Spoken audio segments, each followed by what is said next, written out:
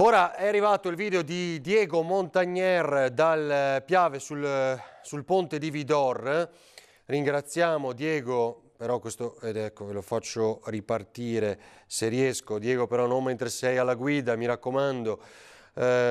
Questo è il video arrivato pochi minuti fa. Guardate, imponente davvero il Piave, gli alberi nel mezzo, come, ecco, cerco di bloccarlo. Guardate la situazione. Questo per esempio uno dei punti più eclatanti, ma inevitabilmente l'intervento va fatto per porre in sicurezza. Era l'appello che lanciava questa mattina durante la nostra lunga diretta il professore Luigi Dal Paus.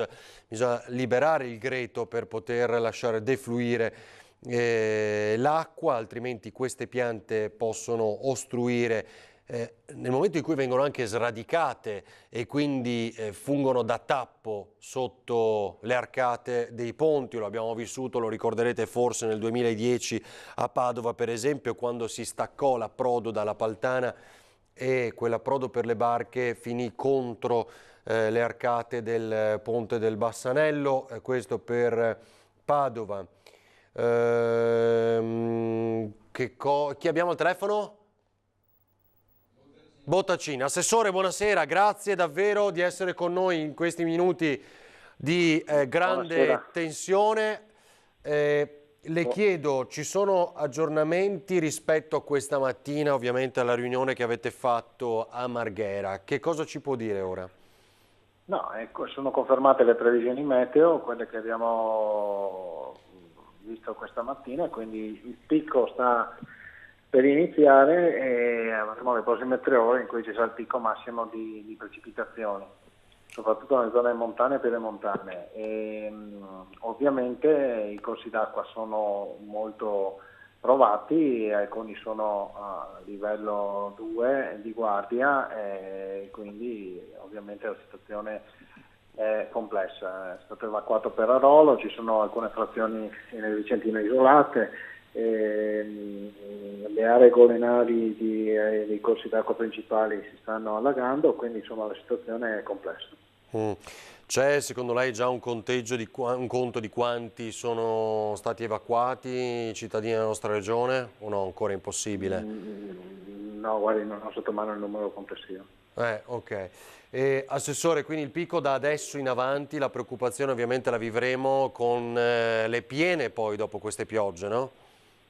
Sì, assolutamente sì. I livelli dei corsi d'acqua sono già elevati, questa notte si sono ridotti ma non sono rientrati completamente e quindi è evidente che la preoccupazione c'è e quindi siamo preoccupati tutti quanti, stiamo seguendo, monitorando minuto per minuto la questione, quindi è evidente che per esempio è la stata situazione una è complessa. scelta giusta quella ovviamente di chiudere il ponte Bailey nella zona di Ponte di Piave a Treviso. Ha visto, non so se ha avuto modo, Assessore, di vedere che quali erano le condizioni invece zona Piazza San Marco a Venezia, impressionante con quel vento fortissimo e l'acqua alta a 156 cm in base almeno insomma, a quello che abbiamo capito, tanto da spingere l'amministrazione a fermare i vaporetti e a chiudere l'area di Piazza San Marco. Sì, guardi, la quota negli ultimi decenni a me risulta quota 156 nel 2008, 166 nel 79 e 194 nel 66. Ovviamente quello è uno dei problemi, però i corsi d'acqua ci preoccupano non poco perché il Piave per esempio adesso sto guardando le portate, a Segusino era sceso questa notte 650 metri cubi al secondo, adesso è già 971 e così anche il Brenta a Bassano a 537 metri cubi al secondo e sono tutti in crescita i corsi d'acqua principali.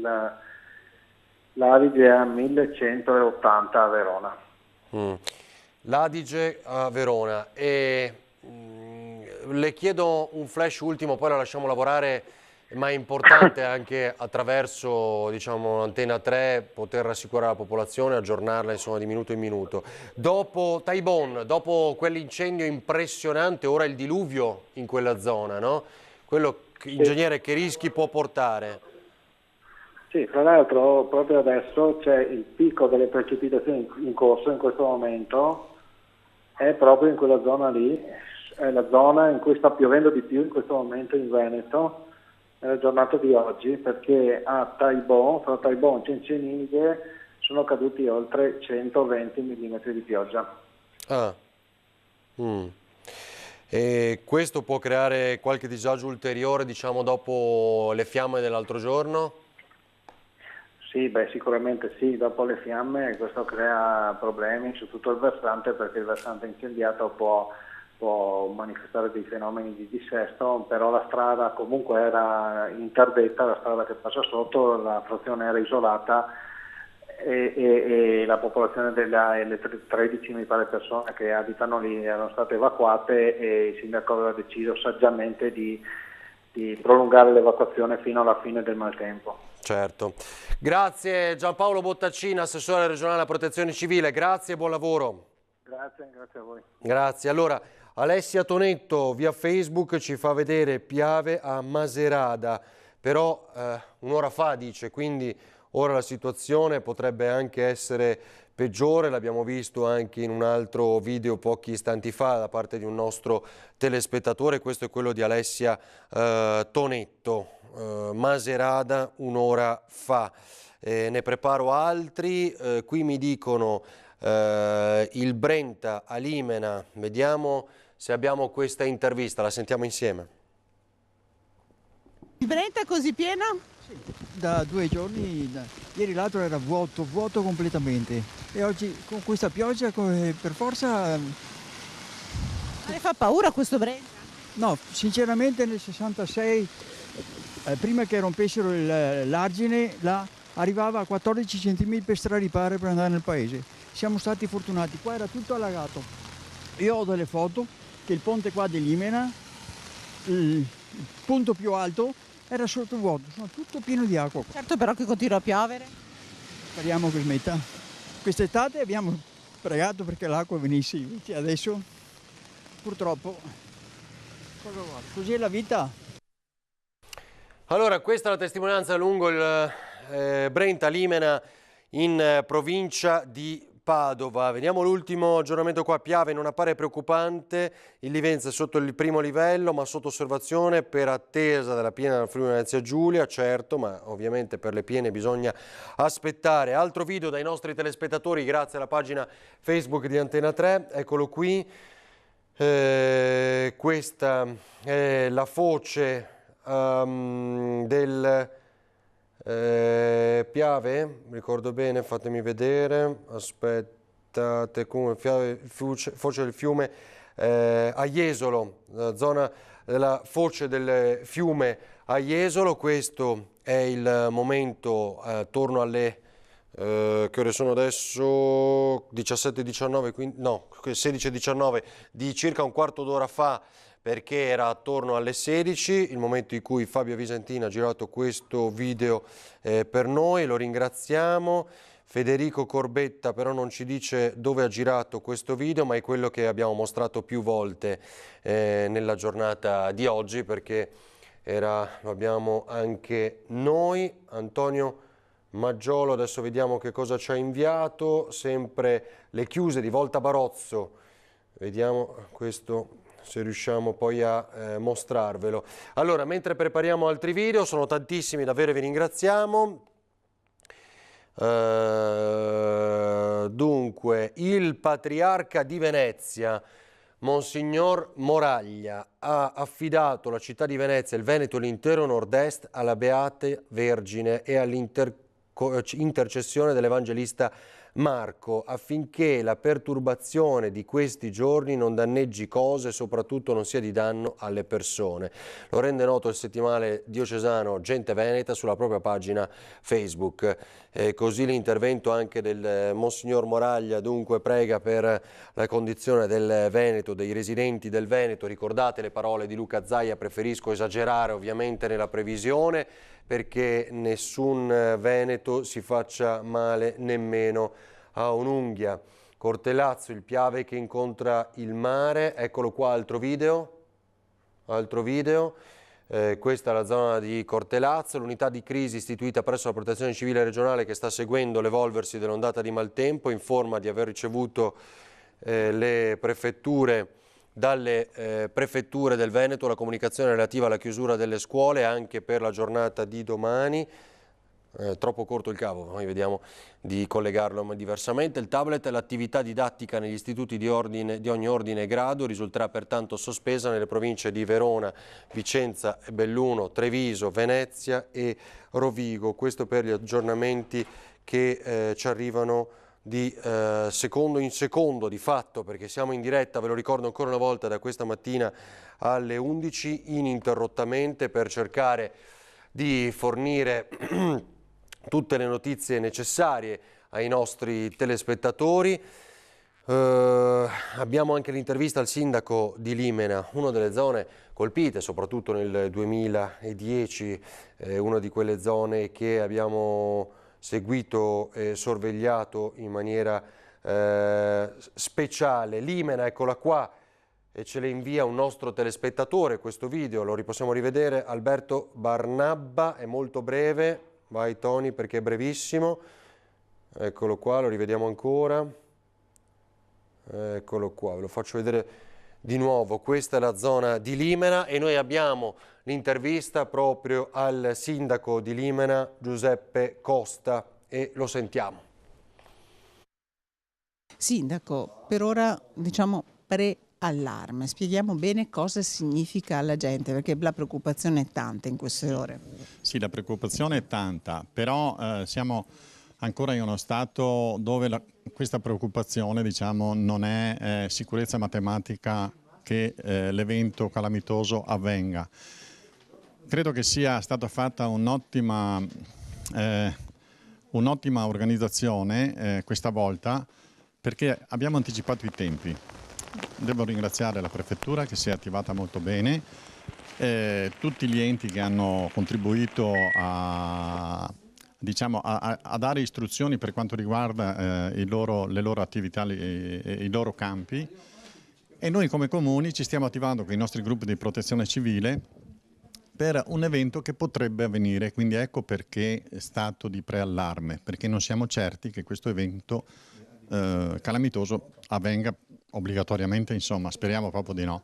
Era da tanto tempo però che il Brenta non faceva così tanta paura. È vero, però abbiamo visto che le condizioni climatiche sono variate, sono cambiate completamente. Noi abbiamo avuto grossi problemi a maggio dell'anno scorso con l'allagamento, con l'alluvione che c'è stata per una bomba d'acqua che ci ha messo veramente in crisi totale, e purtroppo queste condizioni si stanno ripetendo. Non solo da noi purtroppo, ma il territorio questi elementi calamitosi si stanno ampliando sia per quanto riguarda il territorio sia per quanto riguarda anche la loro potenzialità, perché una situazione come questa era da tanto che non la si viveva, sinceramente. Quali sono le zone del suo comune che la preoccupano di più? Beh, logicamente le zone marginali del fiume Brenta, le zone golenali, dove il rischio è veramente molto forte.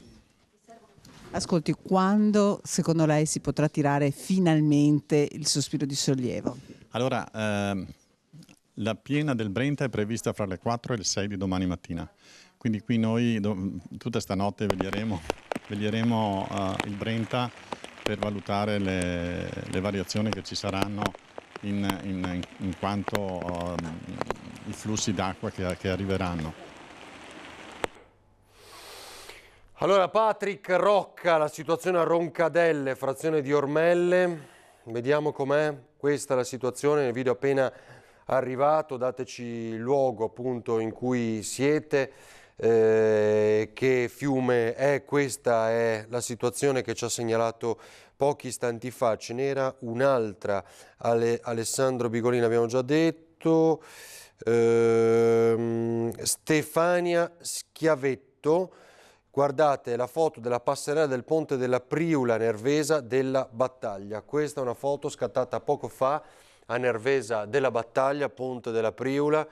La passerella ci ha fatto vedere che evidentemente una parte di questo asfalto è crollata e questo è un dato importante, ovviamente anche per la furia dell'acqua che scorre. Qui zona Castello, Venezia, ci gira questo video Giorgia Zatta, questa zona Castello, Sestiere di Venezia, e guardate anche qui l'acqua alta in città e invade le case, come abbiamo visto nei collegamenti con il nostro direttore Luigi Baccialli. Altro punto della città, ve lo mostriamo in questo video, uno dei Rii ovviamente, più o meno la situazione è la stessa, anche se l'acqua alta non sta scendendo, lo abbiamo detto, ha raggiunto i 156 centimetri, ora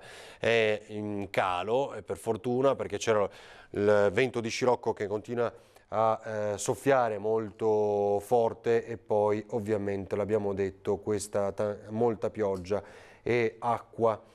Ancora la zona delle chiuse, questo Antonio Maggiolo da Padova, vediamo questo video, guardate anche qui quanto è impetuoso e come è cresciuto la parte del Bacchiglione, ovviamente, che tra l'altro va verso il Brenta. Qui siamo a zona di Volta Barozzo, una delle zone note insomma per quel che accadde nel 2010. Abbiamo l'intervista all'amministratore delegato dell'ospedale di Motta, Francesco Rizzardo, registrata poco fa. Sapete che avevamo detto del rischio evacuazione per quanto concerne proprio quella struttura.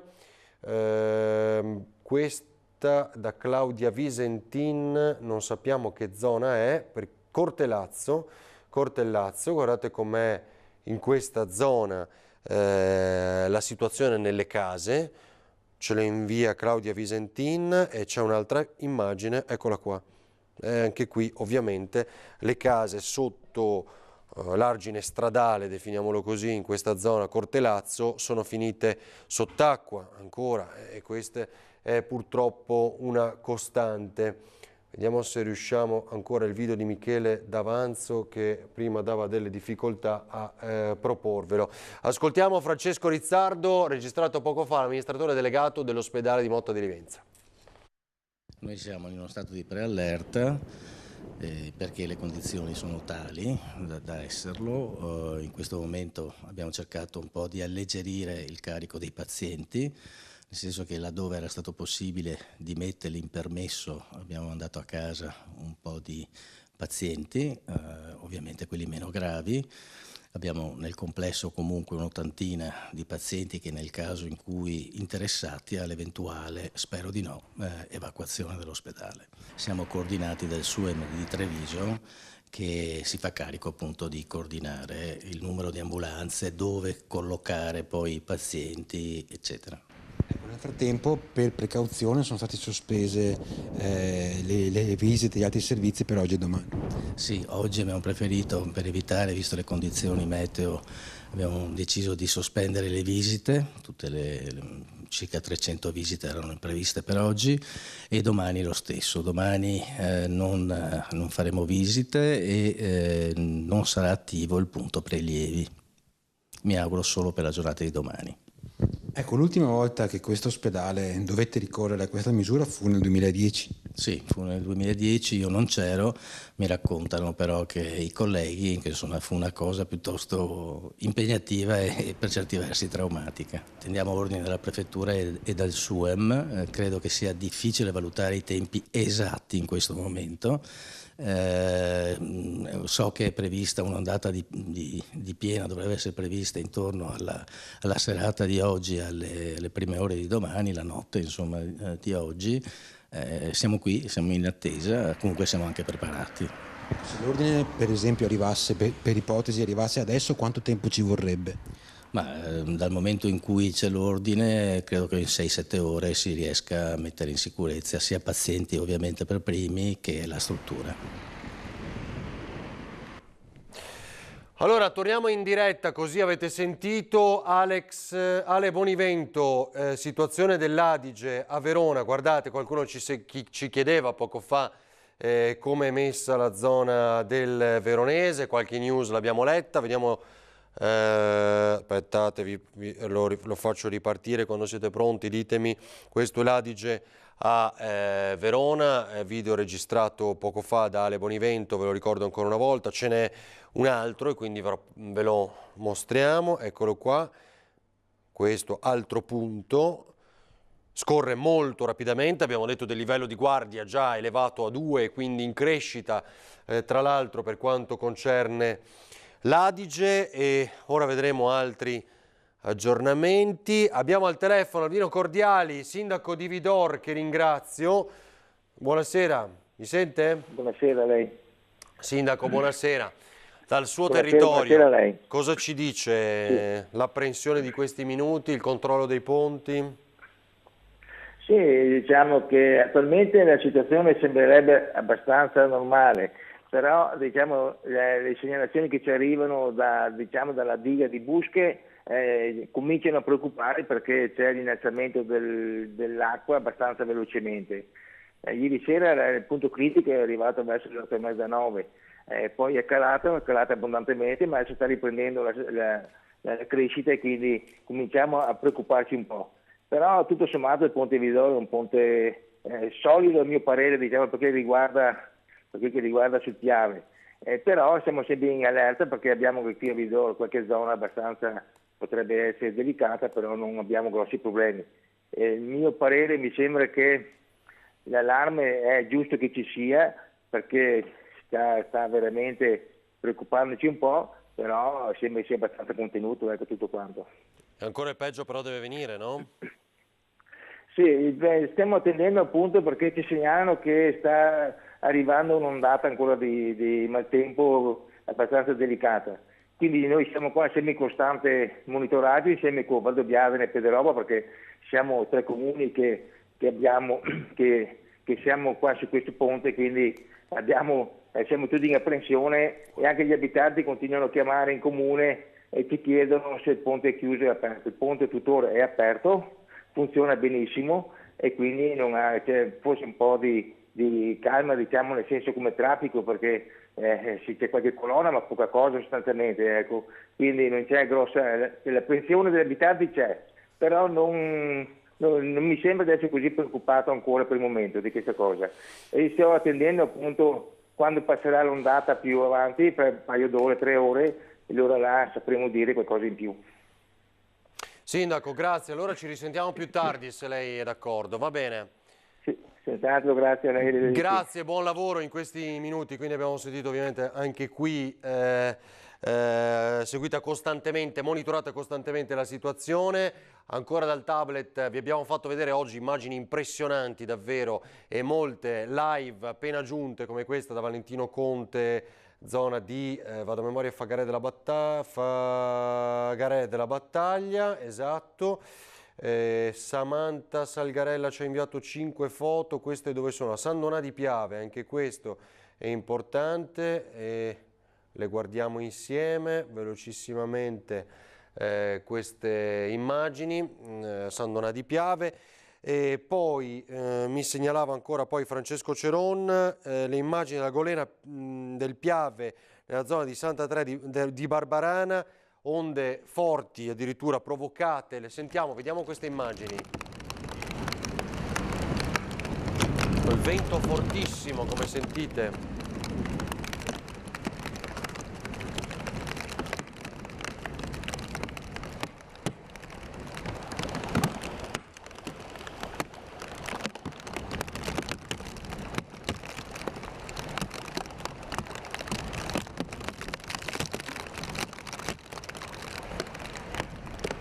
Aveva detto delle robe.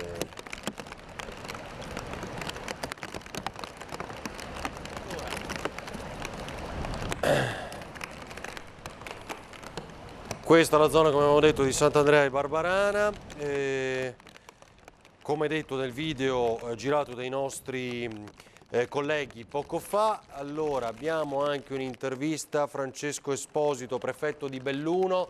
Prima di sentire questa intervista saluto e ringrazio Lucio Zanato. Ciao Lucio. Ciao, Buonasera ai nostri telespettatori. Allora, cosa ci racconti? Beh, allora vi racconto che il prossimo aggiornamento è fissato alle 19 per quanto riguarda la situazione della provincia di Treviso. Ci sarà un nuovo aggiornamento dai Vigili del Fuoco che seguiremo assolutamente, però quello che mi interessa raccontare è la situazione nel suo complesso. C'è un clima di attesa in tutta la Marca, sia per quanto riguarda i corsi d'acqua, sia per quanto riguarda la zona della Pedemontana, perché noi ricordiamo sì per certi versi il problema dei corsi d'acqua che stanno crescendo, ma ci sono ad esempio delle zone, mi riferisco ad esempio a Cison di Valmarino, dove più di qualche volta è capitato che appunto le forti piogge abbiano creato degli smottamenti. Tra poco dovremo essere anche in contatto con il sindaco Pin, che ci dovrebbe dare il punto della situazione per quanto riguarda proprio la zona di Cison.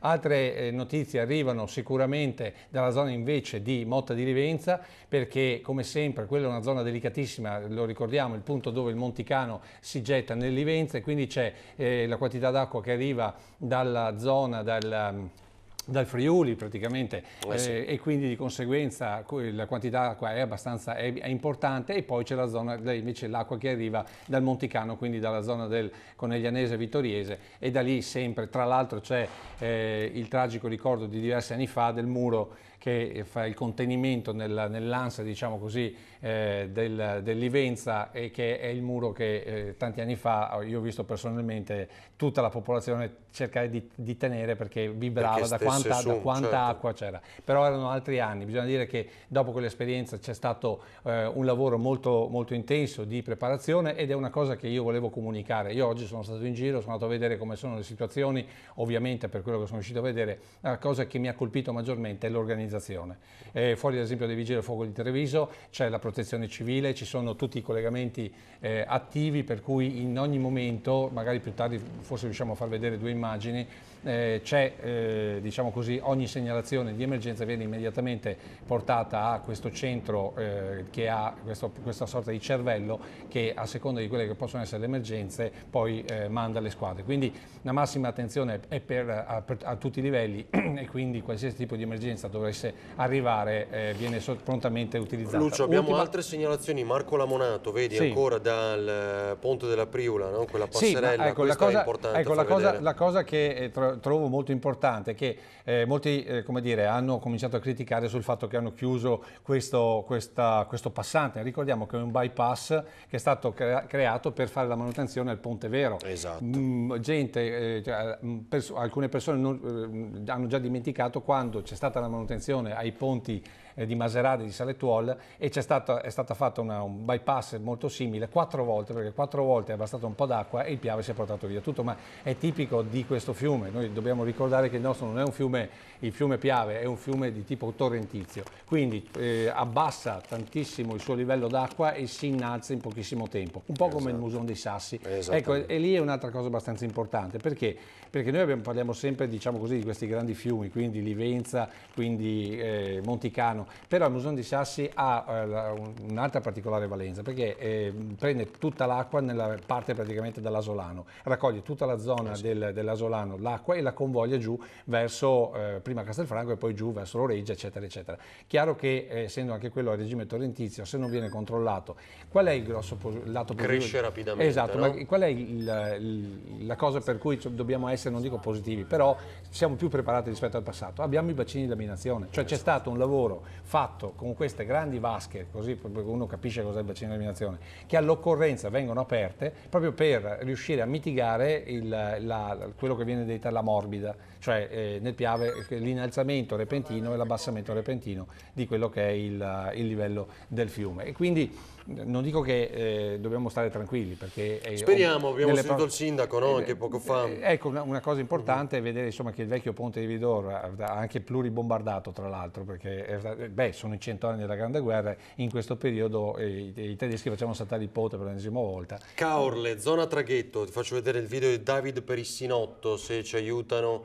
Ecco ragazzi, questa è la zona di Caorle, ci mancava ancora forse nei video che abbiamo mostrato, grazie ai nostri telespettatori, e sono straordinari perché stanno facendo informazioni insieme a noi, dando notizie e mostrando quel che è la situazione attuale, però ecco, come ricordiamo, senza correre rischi, così come nell'appello del governatore Luca Zaia di questa mattina, quindi prudenza massima per tutti, anche perché lo vedete soffiare il vento anche in queste immagini, è molto chiaro come soffi, è davvero forte. No, ma allora, tra le altre cose, noi abbiamo sempre sentito parlare di questo 4 novembre del 66, abbiamo ancora negli occhi le immagini in bianco e nero della gondola che cerca disperatamente di uscire da Piazza San Marco e viene ricacciata indietro perché il vento di scirocco la ricaccia indietro. Ecco, adesso abbiamo esattamente l'idea che cosa vuol dire il combinato disposto di un'alta marea e di un vento di scirocco in una laguna come quella di Venezia, e quindi vale la pena ricordare non solo Venezia ma anche Chioggia, vale la pena ricordare tutta quell'area del nostro territorio che aspettava delle soluzioni di un certo tipo, e sto pensando al Mose, che dovevano essere queste paratie che proprio in questi casi dovevano innalzarsi per riuscire a fermare quest'onda che piano piano cresce. Allora, sono le 16:41, vi ricordo, siamo in onda da questa mattina alle 11 per raccontare e documentare quel che sta accadendo. Scuole chiuse in tutto il Veneto anche domani, arriva la conferma, martedì 30 ottobre per l'emergenza maltempo, lo rende noto l'unità di crisi istituita presso la Protezione Civile regionale che sta seguendo l'evolversi dell'ondata di maltempo e ha ricevuto dalle 7 prefetture del Veneto la comunicazione relativa. Sarà sospesa l'attività didattica negli istituti di ogni ordine e grado e nelle università. Prima di sentiamo insieme il prefetto di Belluno, ricordo quello che ci ha detto poco fa l'assessore alla Protezione Civile della Regione Veneto Gianpaolo Bottacin. Perarolo evacuato, così come altre zone golenali nella nostra regione, ma il picco in questo momento della pioggia, che è tornata e pesante in questi minuti, è proprio a Taibon, dove nei giorni scorsi abbiamo raccontato quel tremendo incendio. La volante lagunare è intervenuta per soccorrere turisti in difficoltà, mi segnalano 30 minuti fa in zona a Venezia, Piazza San Marco, sì, quindi anche questo è un dato interessante. Il turismo dell'acqua alta, come si usa dire, no? L'abbiamo visto prima delle immagini. Adesso io, con tutto il rispetto per i turisti, ma mettersi a fare jogging in mezzo all'acqua, francamente mi sembra una cosa quantomeno singolare, e questo dimostra che come dire, molte persone non riescono a capire che cosa vuol dire l'acqua, e l'acqua, la forza, ma soprattutto il fatto che ti possa mettere in difficoltà in pochissimo tempo, perché quando tu cominci a vedere l'acqua che comincia a uscire dai tombini, comincia a fare, come si dice, fontanassi, è già troppo tardi, soprattutto poi se non hai portato su nei piani superiori il materiale. E questo lo sanno molto bene, soprattutto nelle zone golenali, quelle che il sindaco di San Biagio ha come dire, bloccato, nel senso che nessuno può più entrare nella strada a Sant'Andrea di Barbarana dalla parte, diciamo così, del comune di San Biagio, perché c'erano troppi curiosi che volevano vedere quanto tempo ci metteva il Piave a mandare sotto acqua le solite case, mentre chi ci vive dentro si stava dannando per portare invece proprio sull'argine tutto il materiale, perché poi è la loro dannazione che ogni volta che si alza un po' il Piave loro devono prendere e smontare tutto. Alzare e abbassare tutto sempre. Esatto. Allora, di ricordo, quest'ora 30 minuti fa, Piazza San Marco, la volante lagunare è intervenuta per soccorrere turisti in difficoltà. Poi c'è un messaggio del nostro telespettatore Cristian: a San Donà e a Eraclea il Piave ha invaso la Golena, chiuso il ponte delle barche, ci dice Cortelazzo, con forte vento di scirocco intorno ai 100-120 km all'ora. Questo video invece che ora vi mostriamo dal tablet è Jesolo, ce lo manda Nicola Barera, ve lo facciamo vedere molto breve. Questa è la zona di Jesolo, l'abbiamo mostrata più volte anche nel corso di questo pomeriggio. Pensa che danni sta facendo? Perché poi tutta quest'acqua significa tutta la parte della spiaggia che per l'ennesima volta il mare si riporta via, quindi si dovrà ricominciare da capo a riposizionare sabbia, perché poi Jesolo ha sempre avuto questa sorta di diciamo così, dannazione. Ogni volta che c'è una mareggiata sparisce gran parte della spiaggia, che poi d'estate invece è fondamentale per quanto riguarda i turisti. Vedo che hai delle immagini di Venezia. Venezia le abbiamo, sono tante, però adesso qua c'era ancora Brugnaro che twittava, diciamo, il riposizionamento delle passerelle. Ma ecco, sì, una cosa importante è che bisogna dire, Venezia era già preparata perché c'erano passerelle a tutti i livelli e anche molto alte, devo dire, con palazzi già aperti, soprattutto quelli pubblici, già aperti e posizionati, per cui sapevano benissimo cosa sarebbe successo. E questo bisogna dire che la prevenzione in questo caso è fondamentale, insomma, assolutamente. Quella foto per prima con gli agenti di polizia locale, di polizia, è quella con i turisti in difficoltà, quindi? Eccola qua, una polizia di Stato questa, credo, immagino dalle foto. Sì, come vedete stanno proprio caricando in braccio questi turisti che evidentemente erano in difficoltà nella zona di Piazza San Marco, sì, insomma, esatto. Abbiamo visto dal video di Ilaria Marchiori che condizioni c'erano in Piazza San Marco. Ascoltiamo il prefetto di Belluno, poi torniamo con Lucio Zanato, Francesco Esposito nell'intervista di Tiziana Bolognani. Sì, allora siamo con il prefetto Esposito, il prefetto di Belluno, che è pronto a presiedere uno dei tanti briefing che da questa mattina, anzi da ieri per la verità, signor prefetto, si susseguono qui nell'area dell'aeroporto, il centro di coordinamento e sicurezza. Cosa sta accadendo? Sì, ovviamente qui al centro coordinamento soccorsi noi stiamo seguendo la situazione minuto per minuto.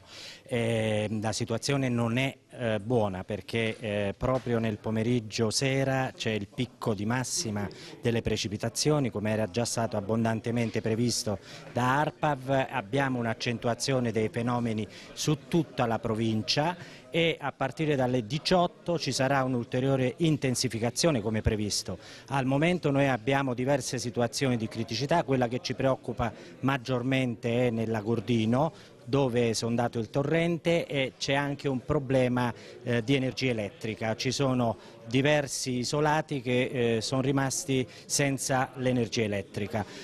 Ora la nostra priorità è quella di cercare di convogliare tutte le risorse che abbiamo a disposizione in questo periodo, in questa fase che è quella che è sicuramente maggiormente esposta a rischi di colate, rischi di esondazione.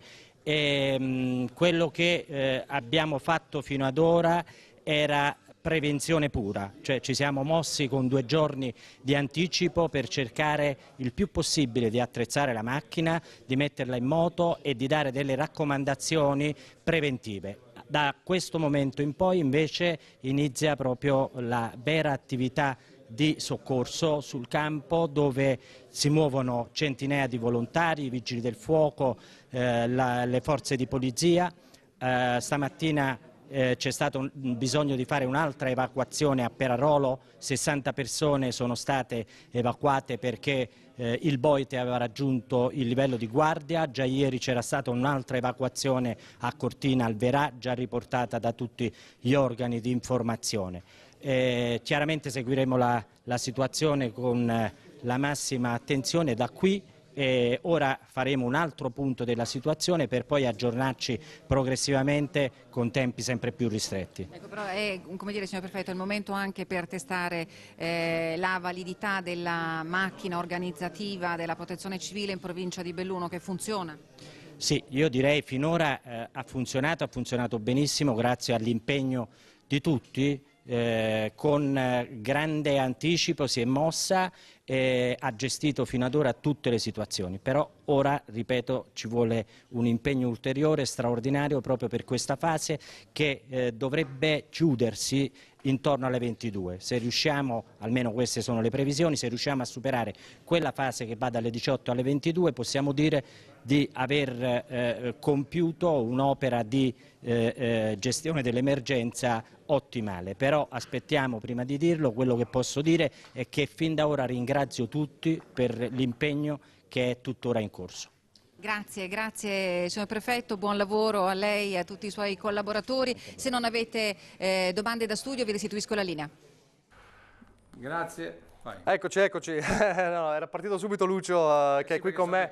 C'è stato il cambio in corso in questo momento per far rifiatare il nostro Ferdinando Avarino che come sapete, se avete seguito e state seguendo questa lunga diretta, ci sta raccontando insieme a tutti i nostri inviati, il direttore, insomma tra i tecnici, questa lunga giornata, la grande attesa, la grande paura per questo maltempo e il rischio alluvione, Veneto rischio alluvione come abbiamo intitolato fin da questa mattina. Allora, questo era il prefetto di Belluno che dice appunto le 22 è l'ora poi cruciale, dopo la quale potremo dire se in qualche modo l'emergenza è superata, quindi ci vogliono ancora diverse ore prima di poter tirare un sospiro di sollievo, se potremo. Poi ovviamente ci bisognerà capire cosa succederà anche nella giornata di domani, come abbiamo raccontato in numerose province è stato esteso la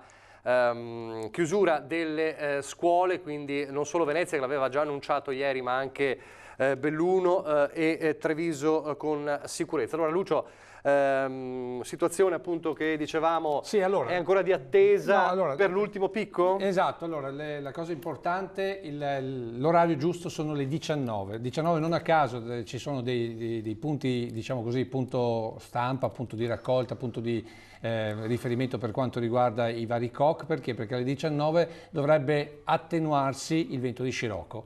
Le previsioni danno appunto in attenuazione dalle 19 in poi. Questo già significa riuscire a evitare, diciamo, che l'acqua venga spinta all'interno della laguna, ma soprattutto, vedete le immagini, ma soprattutto riuscire a cominciare a far defluire, perché i fiumi, una volta appunto che non c'è più questo vento che li spinge dentro l'acqua, i fiumi comincino a defluire. Per cui 19 già dovremo cominciare ad avere dei primi segnali realmente positivi per quanto riguarda la situazione. Poi è ovvio, una cosa importante è che non piova in montagna, che cerchi, o comunque che, diciamo così, non ci siano le quantità di pioggia. Si raccontava che ad esempio ad Agordo tra sabato e domenica sono caduti 30 cm d'acqua. Il riferimento ce lo dava Giuseppe Romano, il presidente del Consorzio Piave, che ha di fatto in mano la gestione del Piave, la gestione delle chiuse, la gestione della chiusa ad esempio di Nervesa della Battaglia, che da 48 ore incessantemente è sorvegliata a vista, pronti ad aprire, a chiudere, eccetera. Quindi il vero punto di svolta sarà intorno alle 19 per il vento.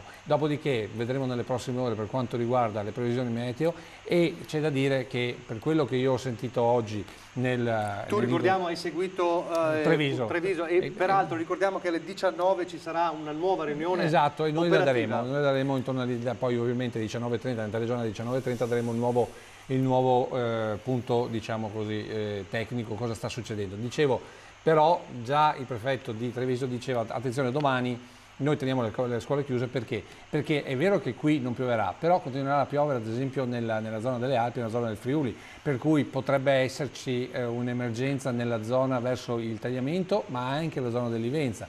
Non si sa bene insomma come si evolverà la parte meteorologica, o meglio si sa, l'attenuazione ci dovrebbe essere domani in giornata, però più verso la pianura, e poi successivamente, per quello che ho visto attraverso le carte, perché poi lì abbiamo fatto vedere un po' di immagini e li faremo vedere, cioè proprio è un cervello che funziona con computer, gente che telefonate, dispacci, peraltro ecco, proprio in questi giorni si è detto, no, una allerta che è stata annunciata con un diverso anticipo, e forse a molti c'è stata anche qualche polemica, forse a molti è sembrata esagerata, ma questa struttura, come lo ricordava lo stesso presidente della regione Zaia, questa velocità di esecuzione, questa operatività è quella che poi mette in sicurezza. Sì, assolutamente. Mette in sicurezza è meglio prevenire che poi dover curare o piangere, no? Per cui certamente magari qualcuno avrà pensato: hanno chiuso le scuole oggi, non occorreva perché non piove, perché per 4 gocce di pioggia. Invece no, perché basta andare in giro per Treviso, come ho fatto io prima di venire qui in studio, e voi vedete ad esempio l'Imbraga, che per chi è trevigiano conosce molto bene, perché alimenta l'interno della città, alimenta i canali del Cagnan, e che poi si getta sul Sile. Ecco, dovreste vederlo, come il Giavera un po' sopra, cioè anche fiumi o comunque canali che normalmente passano inosservati si sono ingrossati, e quindi l'attenzione c'è e deve essere gestita in maniera intelligente, come stanno facendo tutti quanti i tecnici. Ripeto, ad esempio il controllo 24 ore su 24 della chiusa a Nervesa significa, come dire, dare quel giusto passaggio d'acqua che evita come dire, l'innalzamento troppo elevato e quindi l'esondazione, e saper calcolare la quantità d'acqua, riuscire anche a volte a chiudere perché ce ne sta passando troppa, e caricare i bacini montani. Ecco, quelli sono quei, fra virgolette, giochi che salvano le situazioni, soprattutto poi in pianura. La cosa importante è che dalle 19 questo evento di scirocco la smetta. Tieni presente che lo scirocco... Intanto rivediamo le immagini a Venezia. Rivediamo le immagini di Venezia, perché è sintomatico proprio, la gente non si rendeva conto. Qui sentiamo, ecco, scusami, sentiamo anche il vento, no? Che è questo che ha caratterizzato... È il vento di scirocco. Un po'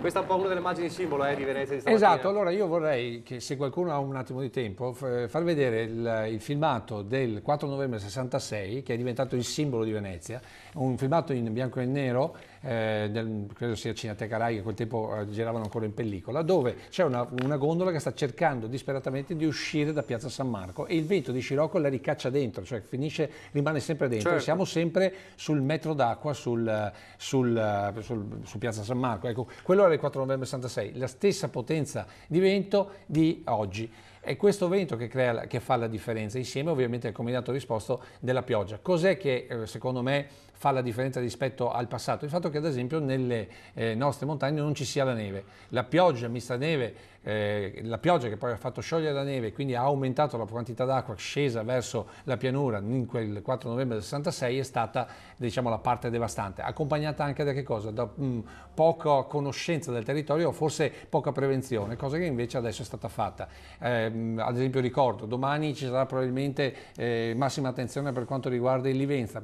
Però il Livenza ha in questo momento un suo bacino di esondazione che si chiama il Pra dei Gai, che tra l'altro è un bacino di esondazione che non abbiamo neanche pensato noi, ma pensate, l'aveva già realizzato la Repubblica Serenissima, proprio in previsione che l'acqua non andasse ovviamente ad invadere altre zone, soprattutto altre abitazioni. Quindi c'è attenzione. Ecco. Nel frattempo ci stavamo collegando e cercavamo di sentire anche la sindaca Silvia Tormen, che è la sindaca di Taibona Gordino, che in queste settimane davvero ha vissuto prima l'emergenza dell'incendio e adesso sta vivendo l'emergenza del maltempo. Lo avevamo proprio annunciato proprio qui a 20:10 con l'assessore regionale Bottacin, se non sbaglio il giovedì scorso, che appunto era in arrivo questa perturbazione. Intanto vediamo le immagini, queste ecco, sono di Firenze. Questo è il 1966 a Firenze.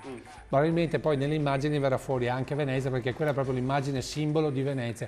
Poi ci sarà anche il Polesine, che in questo momento secondo me come dire, ecco, è quasi graziato il Polesine in questo momento, attenzione. Ecco, mentre scorrono queste immagini impressionanti che voglio dire, se ritroviamo poi in bianco nero a colori, sembrano quasi, ecco, questa ovviamente è stata l'alluvione del 66, epocale, ovviamente anche perché la struttura operativa era completamente diversa, eccetera, eccetera. Stavo dicendo, noi stavamo cercando di chiamare proprio Silvia Tormen. Sappiamo che la situazione... Qui invece è il municipio di Motta di Livenza, e faceva vedere dove era arrivata l'acqua. Ah, ok. Ecco, nel 1966. Nel 66, quindi sì. Capiamo che cosa è successo. In quel caso lì è esondato il Livenza. E poco fa abbiamo sentito anche l'amministratore delegato dell'ospedale di Motta. Allora, Silvia Tormen in questo momento non riesce a parlarci perché è in piena emergenza, quindi è confermato che la situazione di Taibona Gordino adesso è difficile, è molto difficile. E appunto hanno avuto l'emergenza dell'incendio e adesso c'è l'emergenza maltempo. Ci stiamo per collegare, chiedo lumi alla regia, anche con Jesolo però, per capire il fronte delle mareggiate sulle spiagge, che si mangiano ovviamente le mareggiate e le spiagge. Non so se abbiamo in linea il sindaco di Jesolo, forse no. Io nel frattempo cerco anche di farvi vedere se abbiamo... immagini da Chioggia, per esempio. Io sto cercando di guardare, ma molti video sono un po' troppo forse pesanti per farli vedere. A Chioggia c'è un altro problema ovviamente legato al medio mare, sì, insomma, alla marea. Cioè noi parliamo sempre di Venezia, però in realtà Chioggia è, diciamo, quella che maggiormente risente poi di questo tipo di combinato disposto dello scirocco con il mare Adriatico, per cui veramente Chioggia come dire, è altrettanto a rischio. La cosa che ci fa, ripeto, ci fa pensare, sono tutti i miliardi che sono stati spesi per testare il Mose, che in questo momento sarebbe vitale. Provate a pensare a poter chiudere le bocche di porto e quindi poter evitare che il vento di scirocco spinga dentro l'acqua e quindi riuscire a mantenere quantomeno più basso quello che è il livello all'interno della laguna.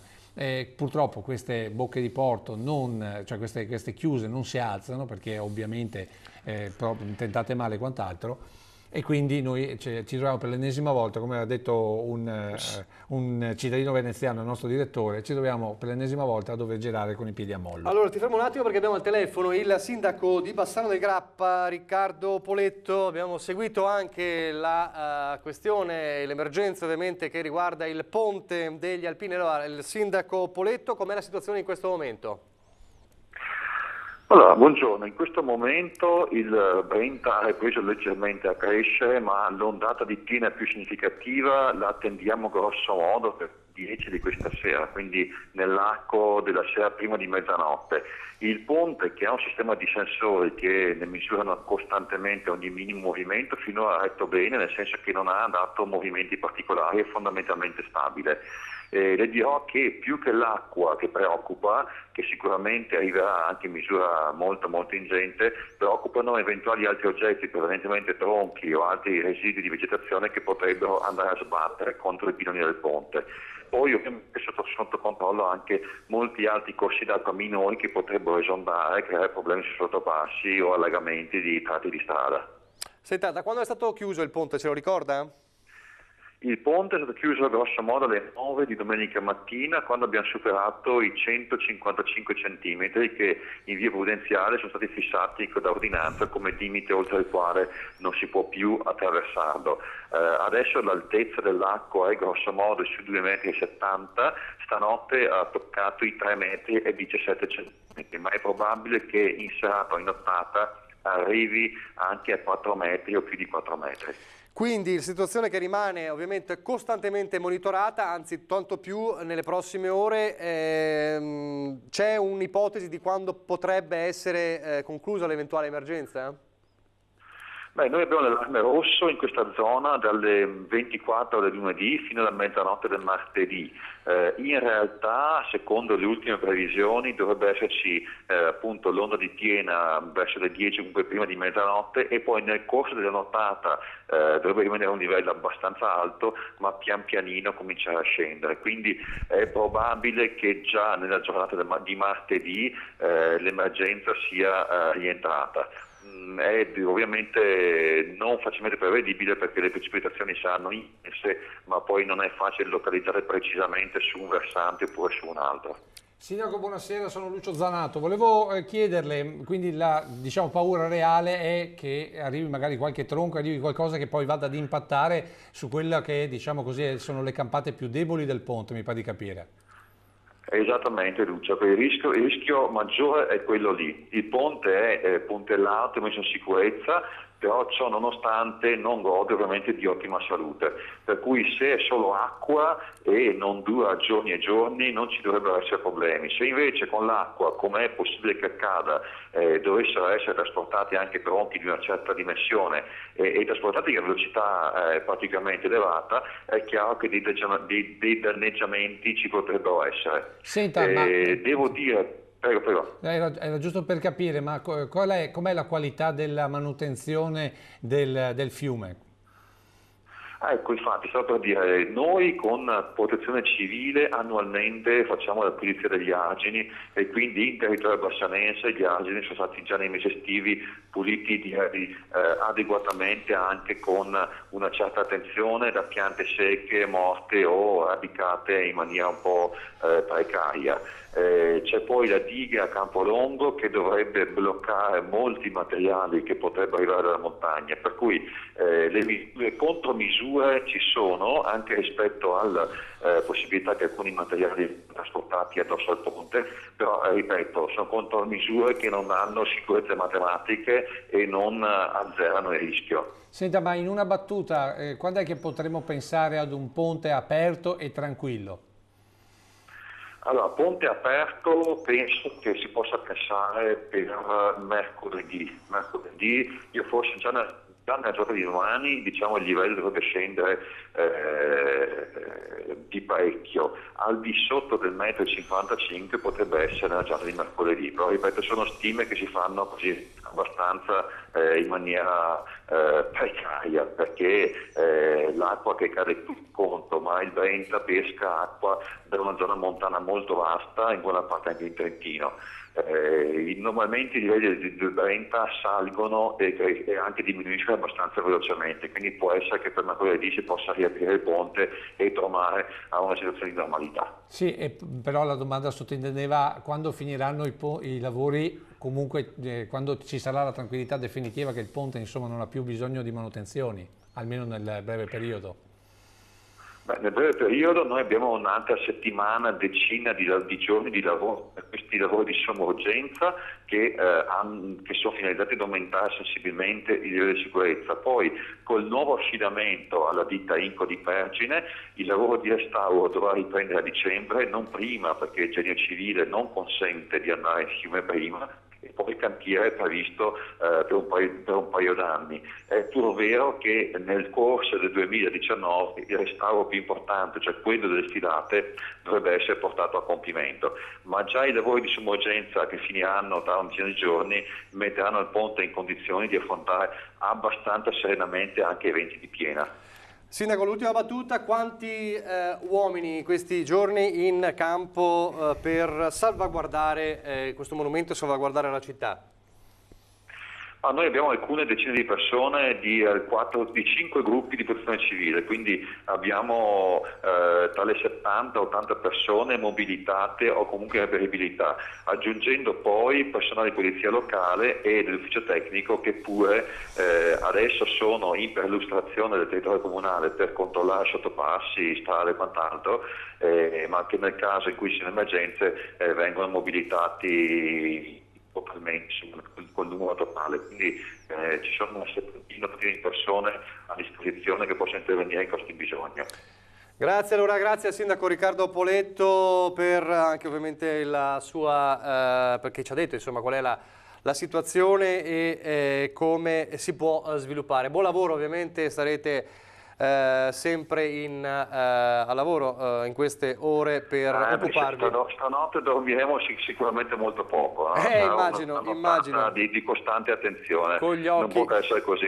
Con gli occhi sempre aperti. Grazie sindaco, grazie. Certo, buon lavoro a voi, grazie, buon lavoro a lei. Volevo dire alla regia che volevo vedere un attimo qualche video che è arrivato sulla nostra pagina Facebook, stanno arrivando tanti, quelli un po' troppo lunghi, è un po' difficile riuscire a scaricarli. Questo è a Volta Barozzo,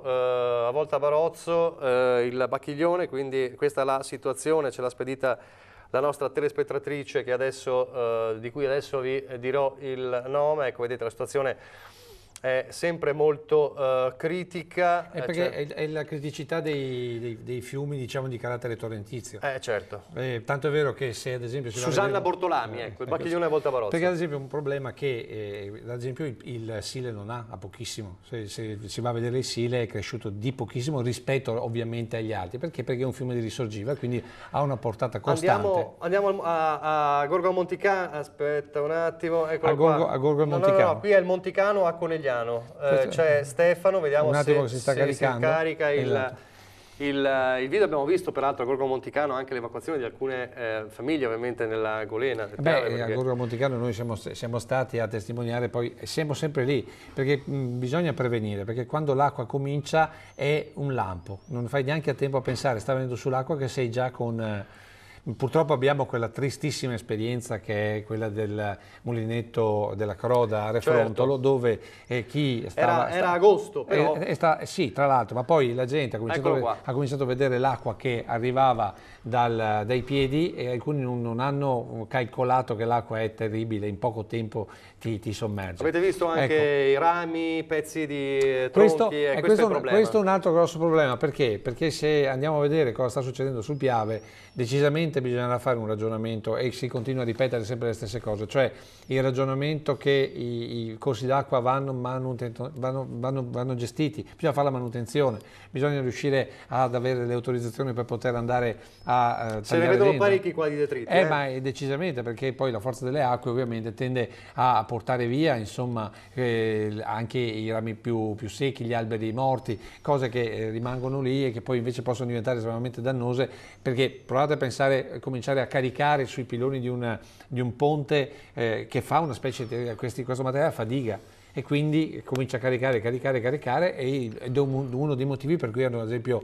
è cominciata la manutenzione di Ponte della Priula, perché se comincia ad arrivare materiale, comincia a caricare sui piloni, diventa un bel problema, anzi diventa un bruttissimo problema, altro che bel problema. Qui anche questo video è abbastanza impressionante quando verrà caricato. Nel frattempo, mentre chiedo alla regia se riusciamo ad avere il sindaco di Jesolo, Valerio Zoggia, o qualcuno da Venezia per poter fare un punto di situazione anche in centro storico. Abbiamo una marea che ha raggiunto i 156 centimetri, quindi i famosi 160 che peraltro erano stati annunciati già venerdì scorso. Anche a Venezia, il giorno dopo l'annuncio di questa alta marea eccezionale, c'erano state polemiche, molti ricordavano anche previsioni errate dallo stesso comune, però questa volta davvero si è avverato, anzi è andato oltre le previsioni del comune. Il comune aveva previsto 132 di massima, se non sbaglio, siamo arrivati a 156, questa è Venezia. Vi ricordo una cosa importante, l'abbiamo detto un sacco di volte durante la diretta di oggi, anche con Ferdinando Avarino, ma è bene ribadirla perché magari molti si sono messi in questo momento all'ascolto e quindi magari hanno ricevuto questi famosi messaggi WhatsApp. Questo messaggio WhatsApp, una fake news che sta girando su WhatsApp, firmata Croce Rossa Italiana, che invita i cittadini a non bere acqua di rubinetto causa contaminazione. Ecco, ve lo ribadiamo, l'abbiamo ribadito tante volte oggi anche con Ferdinando, ma lo ripetiamo perché è davvero importante.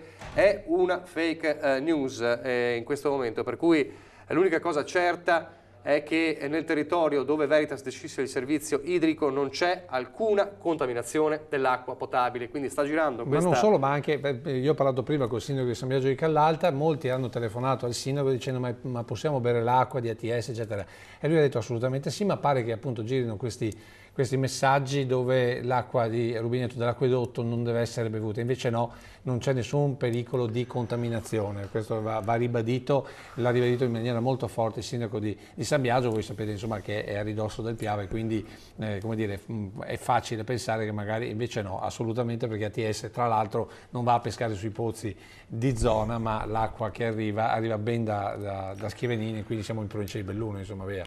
Qui stiamo guardando ancora l'immagine dell'acqua alta, abbiamo visto più o meno un'ora fa, un poco più di un'ora fa, ci siamo collegati più volte. Ecco, queste sono quelle cose che non vorremmo vedere. Certo, però, assolutamente.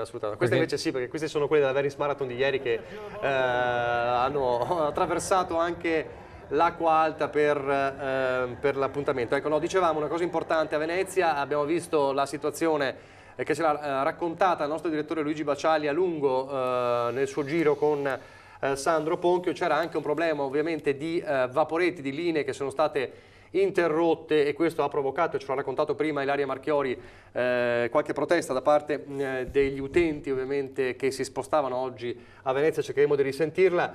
Questa che vedete, prego la regia, ecco, questa è una foto che dalla nostra pagina Facebook è la situazione 26 minuti fa circa del Ponte degli Angeli a Vicenza, anzi no, alle ore 16, scusate.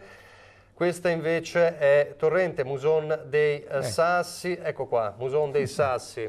Ecco, questo è un altro dei sorvegliati speciali, perché, certo, perché questo è, come dire, può diventare irresponsabile di esondazioni davvero importanti e soprattutto devastanti nella zona della Castellana e giù nell'Alta Padovana, quindi è chiaro che come dire, è un altro dei sorvegliati speciali. Il Muson dei Sassi, che ricordiamo però ha la sua vasca di laminazione inaugurata l'anno scorso, e quindi se non altro una specie di paracadute, chiamiamolo così, che non dico ci deve far stare tranquilli, ma almeno ci può dare una speranza in più qualora aumentasse la portata d'acqua. E poi naturalmente c'è l'esperienza dei tecnici e la capacità poi di lavorare sul carico e poi il carico di mandata, sulla quantità d'acqua insomma da far defluire a valle, perché quello è fondamentale. Il gioco delle chiuse è fondamentale, più di qualche volta abbiamo parlato con il presidente romano del Consorzio Piave, solo così si riesce a, tra virgolette, domare il fiume, perché poi diventa un cavallo imbizzarrito nel vero senso della parola. Chiedo alla regia nel frattempo di poter contattare telefonicamente Chiara Gaiani, redazione di Padova, perché ci manda una veloce notizia e vorremmo verificarla appunto con lei.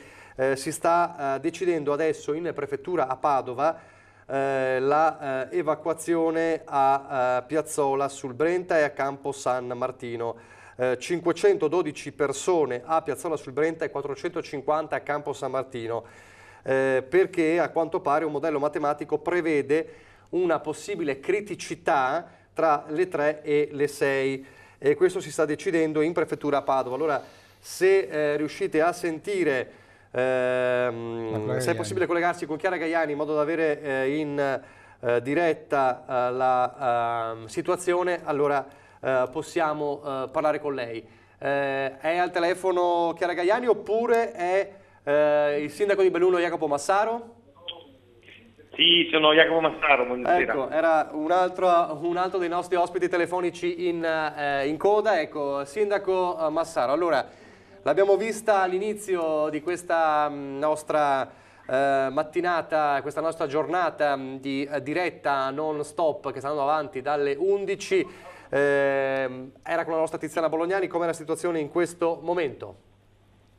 Ma in questo momento adesso sono qui al centro operativo comunale dove stiamo coordinando un po' le operazioni di controllo del territorio. La situazione adesso si sta un po' aggravando rispetto a prima. Per adesso non abbiamo comunque segni di situazioni gravi. Abbiamo tutta una zona, la zona del Menegal, dove abbiamo numerosi alberi che sono caduti, abbiamo tegole cadute un po' dappertutto a causa ovviamente dei venti molto forti. Ho dovuto disporre la chiusura del Ponte Bailey proprio nel cuore della città perché il livello del Piave è troppo alto e stiamo attendendo per il Piave proprio un ulteriore innalzamento dovuto all'apertura di alcune dighe nella parte alta della città, quindi siamo stati avvisati, adesso stiamo monitorando.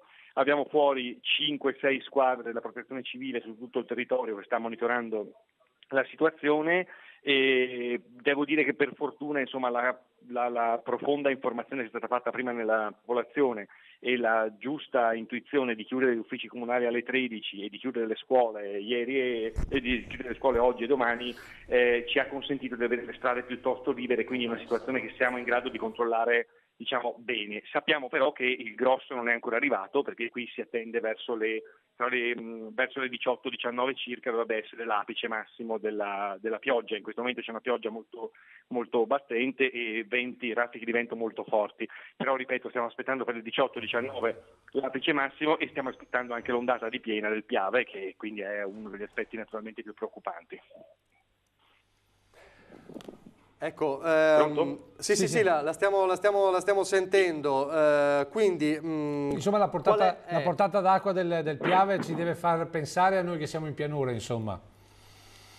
Certamente, io non sono ovviamente un esperto di livelli idrometrici della pianura, però posso dire sicuramente che qui da noi in questo momento c'è, nelle ultime 2 ore un innalzamento piuttosto rapido. Non abbiamo ancora raggiunto la portata massima che avevamo raggiunto ieri sera verso le 23, ma ci siamo molto vicini e una volta che è arrivato adesso stiamo guardando il dato in diretta, l'ultimo dato è di 3,77 m del livello, consideriamo che normalmente siamo sotto il metro praticamente, quindi siamo a un livello molto elevato e deve ancora arrivare appunto l'ondata dovuta agli svasi che si stanno facendo in Cadore.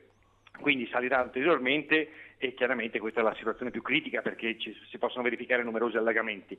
Se però si dovesse verificare un'intensificazione delle piogge proprio qui a Belluno, quindi sulle nostre montagne dove abbiamo le frazioni di Belluno, chiaramente ci sarebbe un ulteriore afflusso improvviso di acqua molto elevato che potrebbe creare delle situazioni ancora più gravi. Ripeto, in questo momento per noi, essendo in territorio di montagna, il problema sono i dissesti idrogeologici, cioè in ogni parte del territorio si stanno staccando piccole frane, stanno cadendo alberi, si stanno rovinando le strade, creando buchi, quindi chiaramente questa è la situazione tipica della montagna a cui siamo abituati, però oggi è una situazione oltre il livello medio a cui siamo abituati a far fronte. Beh, quindi diciamo che ci ha fatto un po' preoccupare, diciamo, noi che siamo qua in pianura, perché se la portata d'acqua del piano... Insomma, io credo che la cosa positiva che posso testimoniare è che in questo momento mi sembra che le acque del Piave siano acque piuttosto pulite nel senso che non portano detriti e alberi, mentre in altre occasioni abbiamo visto transitare veramente un numero di alberi impressionante che poi creano degli effetti diga molto molto pericolosi. Devo dire che evidentemente è stata fatta una buona opera di pulizia degli alberi del fiume, perché non vedo transitare molta legname, molti detriti. Questo è un aspetto molto positivo per la sicurezza. Direi che è un aspetto fondamentale, perché questo significa riuscire a far defluire l'acqua nel momento in cui lo scirocco dovesse diminuire, di conseguenza il mare dovesse cominciare a ricevere seriamente la quantità d'acqua che arriva dalla montagna. Assolutamente. Grazie al sindaco di Belluno per questo aggiornamento, e ci sentiremo probabilmente anche nelle prossime ore. Grazie a voi, buona serata. Grazie, ci risentiremo sicuramente. Intanto vi faccio vedere, tanto per parlare di spiagge anche, questa è la situazione Piave a Cortellazzo. Ecco. Lì poi, come sempre, le spiagge hanno il problema che poi, finito tutto certo, questo, ci sarà da ripristinare completamente la spiaggia vera e propria, perché poi con una situazione i del detriti genere... portati ovviamente dal fiume, questa è la situazione a Cortellazzo. Stiamo in attesa di collegarci al telefono con il governatore del Veneto Luca Zaia, che poi avremo ospite in studio alle 19:30, quindi fatemi segno quando abbiamo il governatore al telefono, così abbiamo davvero il punto totale della situazione. Nel frattempo, mentre abbiamo delle immagini, mi avvertono del drone, di un drone a Nervesa e a Ponte di Piave, quindi abbiamo delle immagini anche nuove da farvi vedere addirittura con un drone. C'è il problema ovviamente tutto quello che a cascata deriva, cioè l'agricoltura, la Coldiretti e i problemi dell'agricoltura. Ma prima di dire quali sono questi problemi, abbiamo in diretta il governatore Luca Zaia, se non sbaglio. Governatore. Eccomi qua, buonasera a tutti. Buonasera Zaia, c'è anche Lucio Zanato qui con me in studio. Buonasera, allora, Presidente. L'abbiamo vista la riunione al quartiere generale di Marghera e abbiamo sentito le sue parole per quanto riguarda quello che era accaduto, quello che stava per accadere. Quello che è accaduto in queste ore conferma le vostre previsioni e qual è la situazione e lo scenario? Abbiamo parlato poco fa di una possibile evacuazione nel Padovano a Piazzola sul Brenta, se non sbaglio, però è una cosa da confermare. Sì, diciamo che abbiamo molti fronti aperti in tutto il Veneto. Le previsioni purtroppo, sottolineo purtroppo, sono valide, nel senso che hanno previsto la pioggia di ieri, hanno previsto la schiarita notturna, tant'è vero che qualche ben pensante ha cominciato a dire, a scrivere che era tutta una falsa emergenza, e avevano previsto le piogge di oggi pomeriggio e di stanotte, che saranno quelle più importanti. Abbiamo tutti i fiumi a livello di guardia, pensate che stamattina il Piave aveva un transito di 3.600 metri cubi al secondo. La Pedemontana, la montagna, l'Adige, quindi Verona, il Bacchiglione, Vicenza, Piave, Vivenza, Meduna, insomma ce n'è per tutti i gusti. Preoccupazione anche per il ponte di Bassano con il Brenta, perché il ponte, sappiamo, è un cantiere. Non c'è la totale stabilizzazione della struttura, perché il cantiere poi è da mesi che non c'è, abbandonato, per cui insomma già da mesi che non si procede celermente, per cui adesso con le piene ovviamente verrà sottoposto a una forte energia delle acque. Presidente, però diciamo che rispetto al passato abbiamo i bacini di laminazione che ci stanno dando una mano, vero? Abbiamo sostanzialmente dato 3 componenti. La prima è che non c'è la neve in montagna e quindi non c'è neve che scioglie, che viene giù perché c'è scirocco, quindi c'è caldo. Abbiamo visto che però abbiamo maree importanti, perché abbiamo passato i 160 centimetri a Venezia, definite storiche come maree, e quindi il 70% del territorio veneziano è allagato. E quindi il mare non riceve. Dall'altro però, se non abbiamo neve, non abbiamo... ad esempio un altro fattore che nel 2010 non c'era, ovvero abbiamo in via preventiva, forti dell'esperienza accumulata in quest'anni, è fatto in modo che i bacini, quindi i laghi alpini, siano vuoti o quasi vuoti, in maniera tale che siano in grado di invasare tanta acqua. E ultimo, ma non ultimo, le opere dell'alluvione, cioè abbiamo delle opere che verranno collaudate proprio in queste ore. C'è già a Trissino è entrata acqua che inevitabilmente non sarebbe mai stata fatta defluire dal corso del fiume, ma sarebbe arrivata a valle. Ecco, stessa cosa vale ad esempio per il Musone dei Sassi, dovesse cominciare a preoccupare veramente, insomma c'è anche lui al suo bacino di eliminazione, quindi la prevenzione è fondamentale, anche se qualcuno dice ma forse non serve. Guardi, cioè, di gazzaroni ce n'è sempre in giro. Se dovessi fare in queste ore il resoconto di quante cazzate ho sentito dire sulle opere che facevamo in questi 8 anni, ma guardi, è come quelli che dicevano ieri sera ci sono le stelle, c'è la luna, questi hanno sbagliato le previsioni. Io oggi provocatoriamente, ma sono convinto, ho detto questi qua bisogna metterli sotto la pioggia oggi pomeriggio, stasera, e fargli sentire che cos'è la pioggia dopo le stelle e dopo la luna. Governatore, le chiedo questo, c'è in un fronte così variegato come quello che ci ha descritto una situazione che vi preoccupa di più, che guardate e monitorate particolarmente rispetto al mosaico di situazioni? Ma guardi, vado male a dirne una in particolare. Personalmente sono preoccupato per il Piave, perché il Piave è quello che ha avuto meno opere, perché il Piave è ancora vissuto come un grande parco, invece non lo è, perché è l'alveo di un fiume, perché il Piave ha già visto chiuso il ponte della Priula, abbiamo già avuto i primi danni sulle rampe del ponte provvisorio, per cui bisognerà, appena va giù l'acqua, iniziare a rifare le rampe. Il ponte provvisorio c'è, ma le rampe ormai sono intaccate. Ma posso anche parlare della devastazione che c'è stata in spiaggia a Jesolo, certo, con le mareggiate, piuttosto che a Rotolon, la frana a Rotolon che è tornata a dare, c'è l'allarme su Rotolon, e la chiusura della Gordina e della provinciale che va a Forno di Zoldo, e il tema dell'Adige. Ieri sera eravamo a 1 metro dalla trascimazione dell'Adige, quindi avrebbe significato Verona allagata. Il Bacchiglione, ho sentito il sindaco Rucco oggi, e quindi Vicenza con le sue difficoltà. Il ponte di Bassano, che è per noi un monumento nazionale, che è lì in Badia delle Acque, speriamo bene. Presidente, come giudica il fatto che Sappada possa essere raggiunta solo dal Veneto in questo momento? Perché pare che dal versante friulano la strada sia impraticabile. Ma guardi, non è una novità che la strada dal versante friulano non sia un'autostrada, è una strada giustamente di montagna, con tutte le prerogative delle strade di montagna. E lo dovrebbe chiedere ai sappadini, che hanno proposto il referendum e convinti del fatto che non ci fossero stati problemi. Ma i veneti non è che si fanno un problema perché c'è stato il referendum. I sappadini avranno tutti i servizi del Veneto senza nessun problema.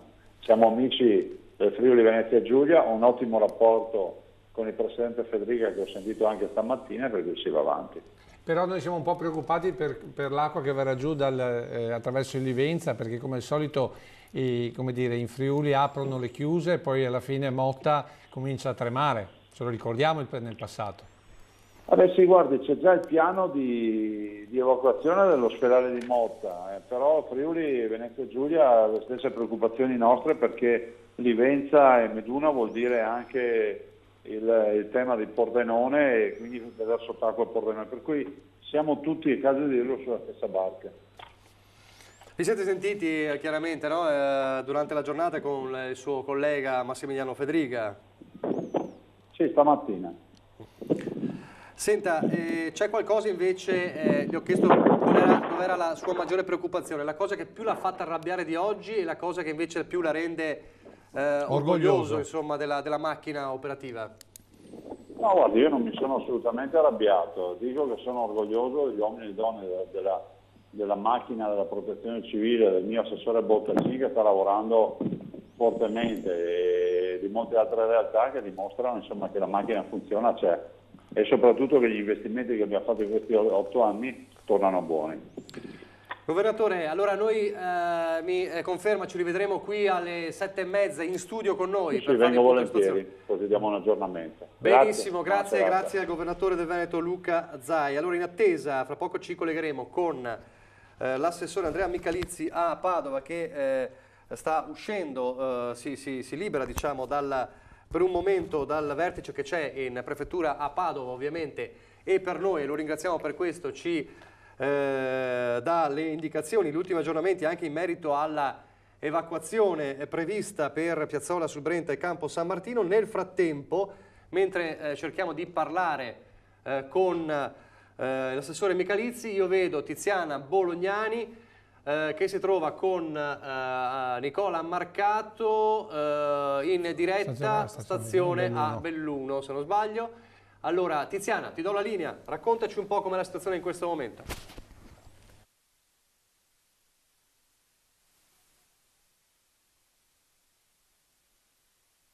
Abbiamo un problema di audio. Muson dei Sassi. Eccoci qua. Questa è la situazione del Muson dei Sassi. Allora, quando avremo l'audio me lo dite? Nel frattempo chiedo se abbiamo l'assessore Michalizzi. Questo è il Muson dei Sassi. Quindi, però, come dire, fa meno paura pensando che appunto è pronto un bacino di laminazione per cui la quantità d'acqua dovesse aumentare, si aprono, diciamo così, le paratoie e quindi di conseguenza si riesce un attimo ad abbassare i livelli che altrimenti porterebbero all'esondazione, perché il vero problema è quando poi comincia a esondare, perché ricordiamo non è solamente l'acqua che esce, è il fatto che poi comincia a mangiare quelle che sono le sponde e di conseguenza poi si porta alla rottura degli argini. Questo è il passaggio successivo. Adesso allora, vediamo. in attesa di Belluno, di collegarci con Belluno, dovremmo avere invece un collegamento con il nostro Carlo Inghilleri da Vicenza con il sindaco nonché presidente della provincia di Vicenza Rucco. Fatemi sapere se ce l'abbiamo. Pronto Belluno, pronto Belluno. È pronto Belluno. Allora, Tiziana con Nicola Marcato da Belluno. Vediamo se... Io vedo una scarpa emblematica. Bisogna ammettere che con una giornata come questa, insomma... le scarpe oggi hanno fatto... Gli stivali hanno lavorato molto. Gli stivali hanno lavorato molto. Allora, ditemi quando la Tiziana è in collegamento, perché io vedo delle scarpe in questo momento. Vediamo se riusciamo invece a sentire appunto il nostro collega Inghilleri. Allora, Inghilleri con Rucco da Vicenza. Con il sindaco Rucco nonché presidente della provincia. Facciamo rivedere un attimo se riusciamo anche un attimo Aspettiamo un attimo di vedere. No, non ho ancora indicazioni. Allora, mentre vediamo altre immagini, se vogliamo, da Facebook, dalla nostra pagina Facebook, io vi aggiorno su questo. Stavamo parlando dell'agricoltura, tu ne sai qualcosa? Sì. Allora, stato di calamità per l'agricoltura in Italia. Ovviamente oggi il maltempo non ha interessato solo noi, ma anche tutta la zona della Liguria, soprattutto il nord. E in Veneto, sottolinea la Coldiretti, nel Bellunese sono isolate intere valli, vicino a Cortina gli agriturismi hanno gli accessi chiusi, a Ponte di Piave vigneti sott'acqua, mentre nel Vicentino esondano i torrenti. Gli agricoltori sorvegliano gli argini, prestano i primi soccorsi, ma ovviamente le conseguenze ci sono anche da quel punto di vista. Ovviamente prima si penserà a salvare case e persone, però la situazione è pesante anche da quel punto di vista. Carlo Inghilleri con Francesco Rucco, sindaco e presidente della provincia, sindaco e candidato presidente della provincia, scusate il lapsus, abbiamo lui in diretta. Siamo qui davanti al centro operativo comunale che è stato allestito ad Aiemme. Sindaco, qual è l'appello, il messaggio che lancia ai vicentini nelle prossime ore? L'appello naturalmente è di stare tranquilli rispetto a tutte le notizie, fake news che si leggono sui social, specialmente perché stanno creando allarmismi. Chiaramente la situazione è critica, ma non grave per il momento, quindi è sotto controllo.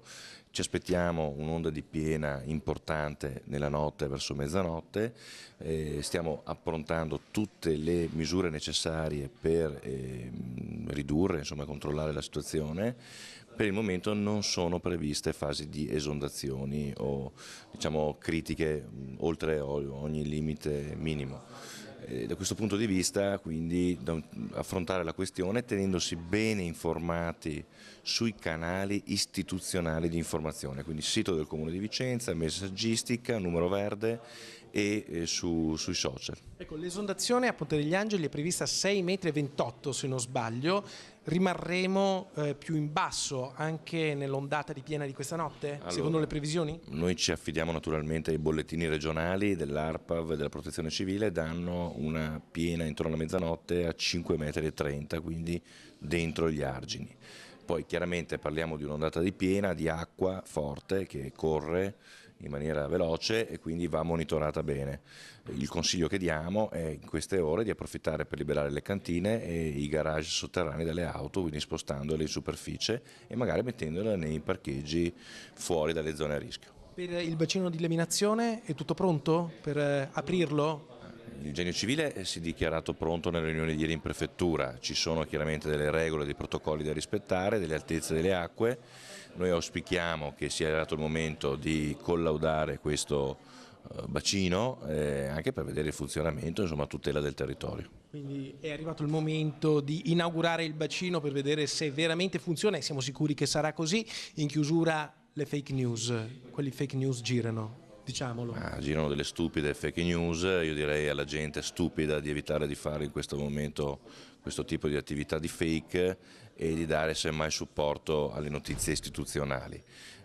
Dare informazioni sbagliate si crea solo allarmismo e quindi creando magari un po' di tensione e panico tra le persone che in questo momento... La scuola non si recupererà sotto Natale, questi giorni in cui gli studenti sono rimasti a casa. No, è stato detto addirittura che le vacanze di Natale sarebbero annullate, capite che non è una cosa che sta in cielo e in terra e quindi da questo punto di vista direi di stare sereni anche gli studenti. Saranno recuperate le giornate durante l'anno scolastico secondo l'indicazione del dirigente scolastico provinciale. Beh, ringrazio Francesco Rucco che torna al lavoro, ha molto da fare. E qui dal centro operativo comunale di Vicenza restituiamo la linea allo studio. Grazie a Carlo Inghilleri con il sindaco Rucco di Vicenza. Hai sentito quanto importante è pensare già al bacino di laminazione? Il bacino di laminazione. I bacini che possono, questi vasconi che riescono a prendere l'acqua in sovrabbondanza si stanno rivelando veramente fondamentali. Prima di lasciare la linea a Belluno, io saluto i nostri telespettatori, torno in redazione per preparare poi quelle che saranno le informazioni delle 19:30 degli altri nostri telegiornali e poi naturalmente vi ricordo 19:30 daremo, oltre alla presenza del governatore Zaia, anche le ultime novità da parte del centro di coordinamento a Treviso su come andranno le prossime ore nella Marca Trevigiana e non solo. Il cosiddetto COC che si riunisce alle 19. Benissimo, grazie Lucio, grazie di essere stato in diretta con noi in questa lunga maratona. Allora io sarei pronto a dare la linea a Belluno con Tiziana Bolognani e Nicola Marcato. Tiziana. Sì. Eccoci. Sì, Nicola, scusate per prima, ma naturalmente voi potete vedere, non so se peraltro si vede il vento, raffiche fortissime di vento in questo momento e il nostro collegamento lo possiamo fare solo in un posto dove siamo limitatamente protetti perché poco fa ci siamo spostati finché la luce lo consentiva nuovamente al Ponte della Vittoria per riprendere il ponte Bailey che vi facevamo vedere stamattina in apertura di collegamento. Era stato riaperto e invece nel tardo pomeriggio di quest'oggi è stato nuovamente chiuso perché i problemi della piena del Piave cominciano a ripresentarsi. Ci sono gli uomini della Protezione Civile che stanno controllando ancora a vista e sono pronti ancora una volta con le cellule fotoelettriche a sistemarsi sotto il Ponte della Vittoria, che è un luogo cruciale, un luogo simbolo della città di Belluno, è un luogo da cui la città si guarda dal basso verso l'alto. Belluno fortunatamente,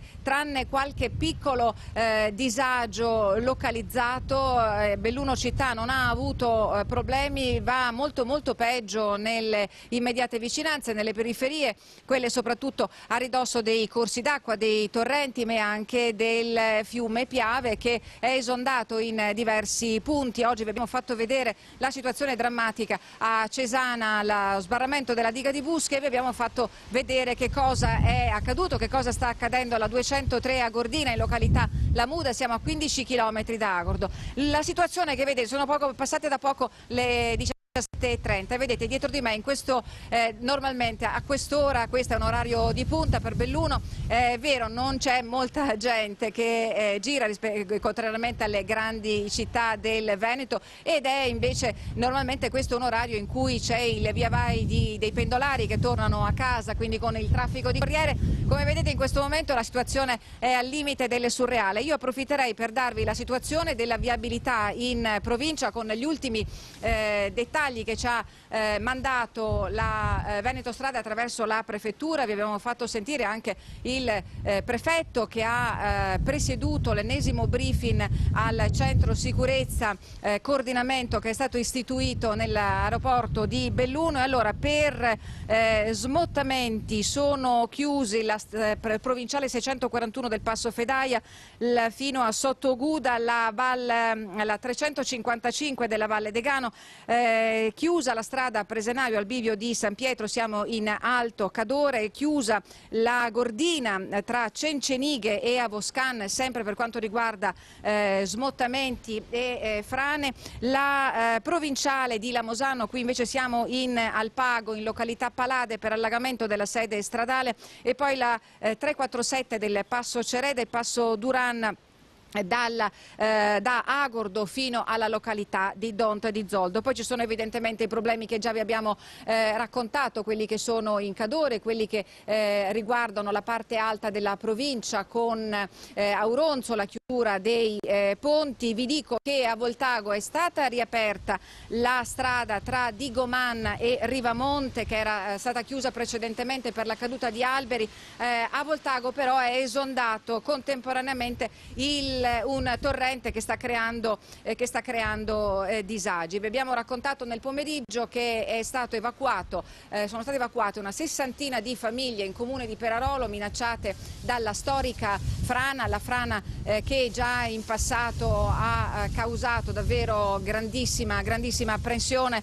Ebbene, con questo tempo è evidente che la situazione comincia a diventare drammatica. A Canale d'Agordo, in località La Mora, c'è una frana al confine con Falcade. A San Tommaso a Gordino la caduta di alcuni alberi ha piegato nuovamente un traliccio dell'alta tensione. Se ricordate, qualche giorno fa la caduta proprio di una pianta a causa del föhn su un traliccio dell'alta tensione ha provocato l'incendio nella valle, il devastante incendio nella valle di San Lucano. Che cosa vi devo dire? Vi devo dire ancora che secondo le previsioni meteorologiche la situazione deve ancora peggiorare, cioè praticamente quello che state vedendo in questo momento è solo l'inizio di un peggioramento delle condizioni climatiche che dovrebbe perdurare sino perlomeno alla mezzanotte di oggi, e poi via via, fortunatamente si spera, con condizioni che dovrebbero riportarsi nella normalità. E pur tuttavia ricordiamoci che i disagi potrebbero portarsi avanti, potrebbero protrarsi per diversi giorni, perché quando iniziano gli smottamenti si deve lavorare di continuo. Quando si mettono in moto le frane devono essere monitorate e naturalmente ci sono le imprese già a posto, già sui posti quelli più critici per iniziare a togliere il materiale, quello che è pericoloso, quello che mette addirittura a rischio l'incolumità delle persone. Noi ci auguriamo che questo scenario davvero drammatico, che abbiamo detto più volte durante questi collegamenti, che ricorda tanto l'alluvione del 1966, noi speriamo, che non si ripresenti, che ci sia probabilmente un cambio repentino delle condizioni, e che la montagna, che è rimasta all'asciutto senza precipitazioni per quasi tutta l'estate fino a pochi giorni fa, ci dia una mano alla provincia di Belluno. Se non avete domande da studio vi restituisco la linea, poi ci rivediamo più tardi, credo, nell'edizione delle 18:30 del telegiornale regionale per fare nuovamente il punto della situazione. Nicola? Sì, ti sento, grazie a Tiziana, grazie mille, ci risentiremo ovviamente per le 18:30, così faremo un altro punto della situazione a un'ora da questo momento. Nel frattempo è tornato in studio Ferdinando Avarino. Buonasera, ciao Nicola. Rifiatato un po'. Qua c'è una foto di Marilena Neni, ne arrivano tantissime davvero alla pagina Facebook di Antena 3, ringraziamo i nostri telespettatori, queste bibione, insomma ce ne sono tantissime, hai già mostrato il muson che è una delle cose che ci preoccupa di più, e dopo gira una falsa notizia, un'ulteriore che dobbiamo smentire insieme in questa lunga diretta. Stiamo per ricollegarci anche con il sindaco di Loreggia Fabio Bui, ma c'è Andrea Michalizzi, assessore alle manutenzioni, l'uomo delle emergenze a Padova. So che l'abbiamo interrotta perché in questo momento è in corso la riunione in prefettura. Michalizzi, cosa ci può dire? Sì, sono uscito un attimo per appunto collegarmi con voi dalla riunione che è ancora in corso, e noi a Padova dobbiamo gestire due situazioni, perché a nord abbiamo il Brenta, l'asta tra Altichiero e Ponte di Brenta, e la situazione sul Brenta è una situazione che per noi è sostanzialmente sotto controllo, cioè avremo livelli molto alti, ma i modelli matematici e le previsioni che fanno gli uffici regionali dicono che non avremo tracimazioni. Quindi lì faremo un'attività di sorveglianza e presidio degli argini per controllare, insomma, che non ci siano fontanazzi o situazioni dovute al forte peso e carico di acqua che comunque passerà per quegli argini. È diversa invece per il Bacchiglione, perché a sud siamo anche bagnati e attraversati dal Bacchiglione, mentre la piena del Brenta passerà a Padova domani mattina alle 6, il Bacchiglione invece si alzerà domani sera, ci dicono, verso tra le 20 e le 22. Ovviamente più si avvicina al fenomeno, più la previsione è precisa. Per quanto riguarda queste zone, noi siamo preoccupati per l'area della Golena della Paltana. Certo. Quindi la parte di quartiere che è dentro l'alveo del fiume, mentre la parte di quartiere fuori con questi dati non corre nessun rischio. Noi abbiamo avvisato già ieri sera i residenti di quella zona. Oggi pomeriggio abbiamo già iniziato a portare i sacchi di sabbia, sì, che stiamo distribuendo lungo la strada e dentro le abitazioni, e abbiamo allestito anche una postazione, un ufficio mobile di protezione civile per dare tutte le informazioni alla cittadinanza che di fronte all'eventualità di un allagamento dentro casa, insomma, hanno ovviamente bisogno di tutte le informazioni e la vicinanza. Noi vogliamo stare vicino ai nostri cittadini. Ecco, questa è la situazione e continuiamo a seguirla in costante contatto con la protezione civile, il genio civile e la prefettura di Padova. Speriamo di affrontarla. Quindi l'attesa, diciamo, è per domani sera, no? Quindi Padova poi alla fine è l'ultima e quindi rischia alla fine, ma tutta l'acqua che può arrivare da Vicenza e non solo, come dicevamo. Insomma, poi il Brenta è da tanto tempo che non aveva questi numeri, è sempre stato un fiume molto mansueto dal 66 che non ha una fine così consistente, ci auguriamo sia molto più ridotta, ma così pare essere. Mentre il Bacchiglione ci ha abituato invece a queste situazioni più frequentemente, però questa volta la misuriamo con alcuni interventi in più, e va detto anche ai cittadini, perché dopo i fatti del 2010 con gli aiuti dello Stato e la Regione Veneto si sono costruiti alcuni bacini di laminazione come quello di Caldogno, che oggi sono uno strumento in più per affrontare. Assessore, l'ultima cosa e poi la lasciamo di nuovo alla riunione in prefettura. Allora, considerato che quindi il colmo di piena potrà essere domani sera e sul tardi a Padova, come inizio immagino, poi bisognerà vedere, no? Durerà qualche ora. Per il Bacchiglione, per il Brenta invece domani mattina alle 6. Ecco, per il Bacchiglione. Alle 8, mi scusi. Questo implica che c'è l'ipotesi, l'idea allo studio di tenere chiuse le scuole anche mercoledì? Questa è una decisione che spetta alla prefettura e ancora non è stata affrontata questo tema in riunione. Certo. Grazie allora ad Andrea Michalizzi. Grazie, buona assessore. Giornata. A lei, buon lavoro. Buonasera. Faccio vedere la frana, qui parlano Valentina Perussato, ci ha mandato le immagini di una frana a Canale d'Agordo, quindi vediamo se riusciamo a mostrarle ai nostri telespettatori. Questo con l'intervento, già lo vedete, del RUSP e gli uomini dei Vigili del Fuoco sul posto. Queste sono immagini di oggi, guardate ancora la furia dell'acqua come continua in queste ore. Sappiamo che proprio nella zona poi del Bellunese, come ci diceva Tiziana poco fa, c'è una forte emergenza, un vento impressionante, come lei stessa ci faceva sapere, con difficoltà anche per collegarsi, insomma, quindi un vento che sposta addirittura le persone, quindi siamo a livello di Bora.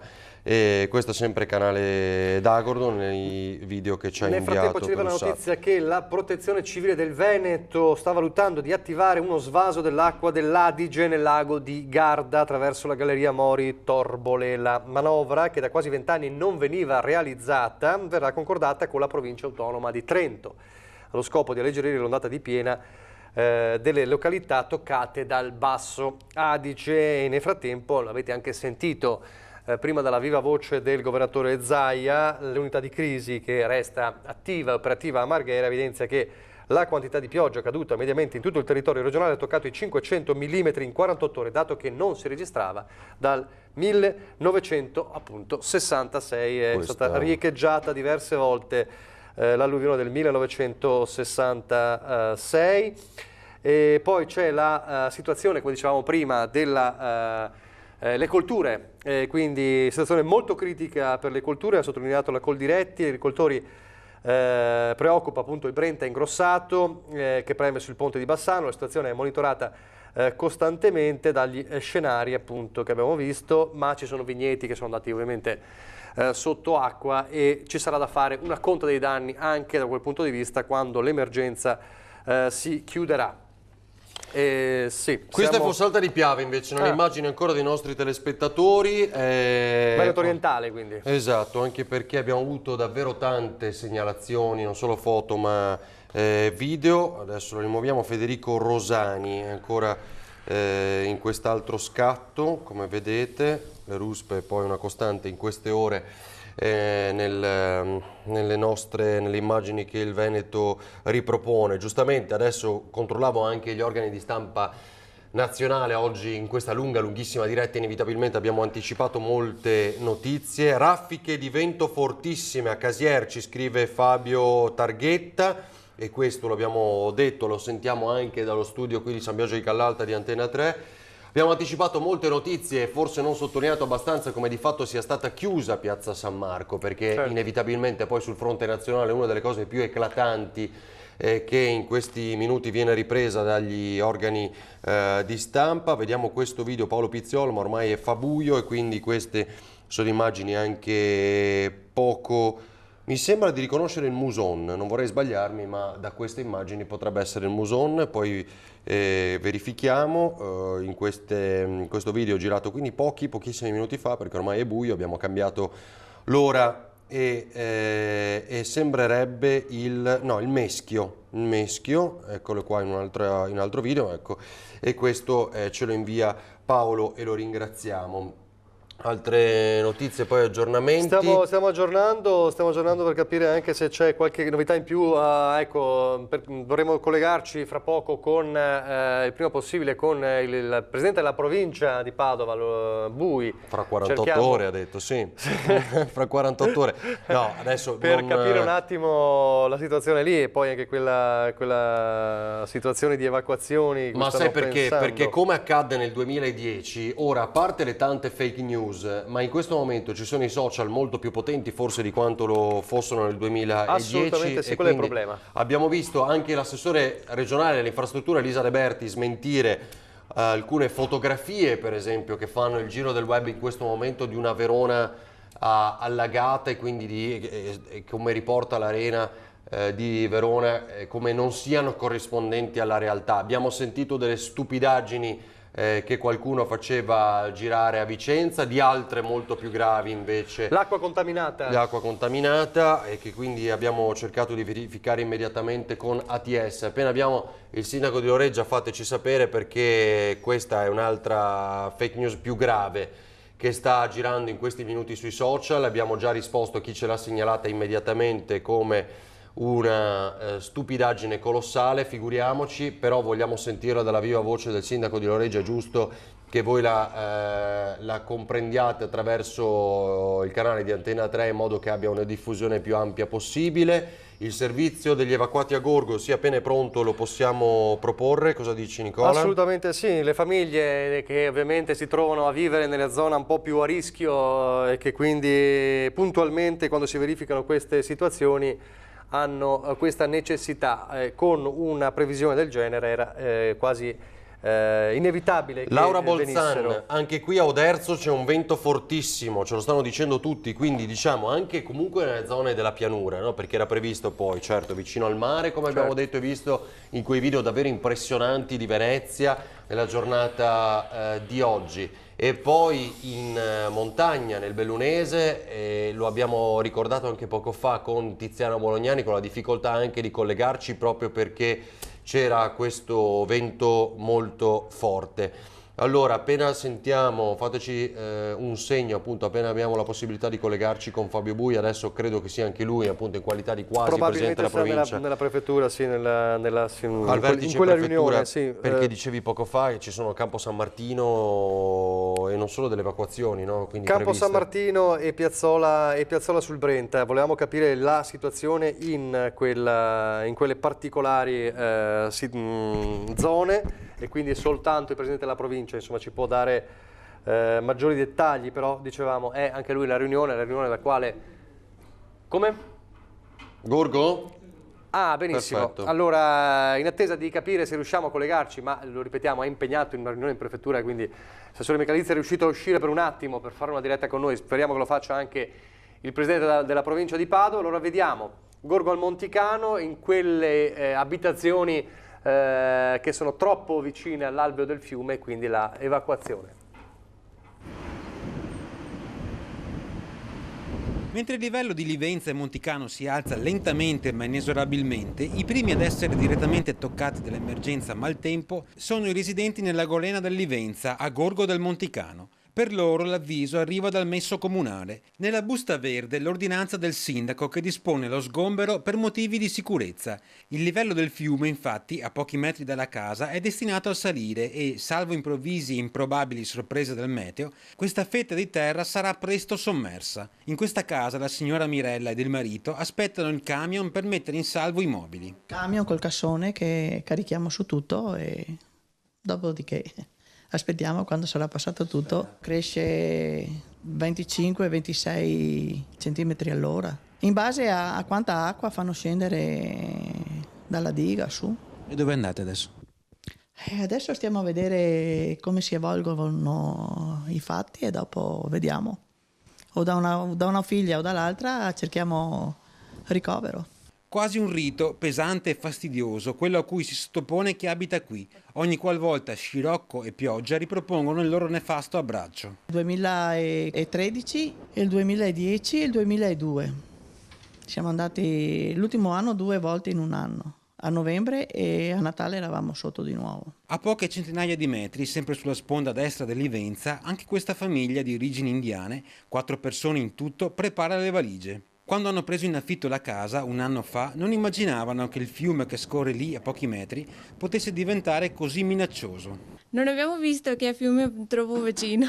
Quando basta che quando piove più così, maltempo, sì, abbiamo sempre paura. E ho chiamato una mia amica, sì, e vediamo come rimane fino a stasera. Allora, questo è il viaggio del nostro Francesco Ceron nella zona di Nervesa alla Battaglia, poi di Gorgo Monticano, scusate, poi è sceso anche per controllare la situazione a Motta di Livenza e vedremo poi se riusciamo a mandare anche il servizio sulla questione di Motta di Livenza. Come sappiamo c'è in ballo la decisione di monitorare la situazione per eventualmente evacuare l'ospedale, ma non è così in questo momento.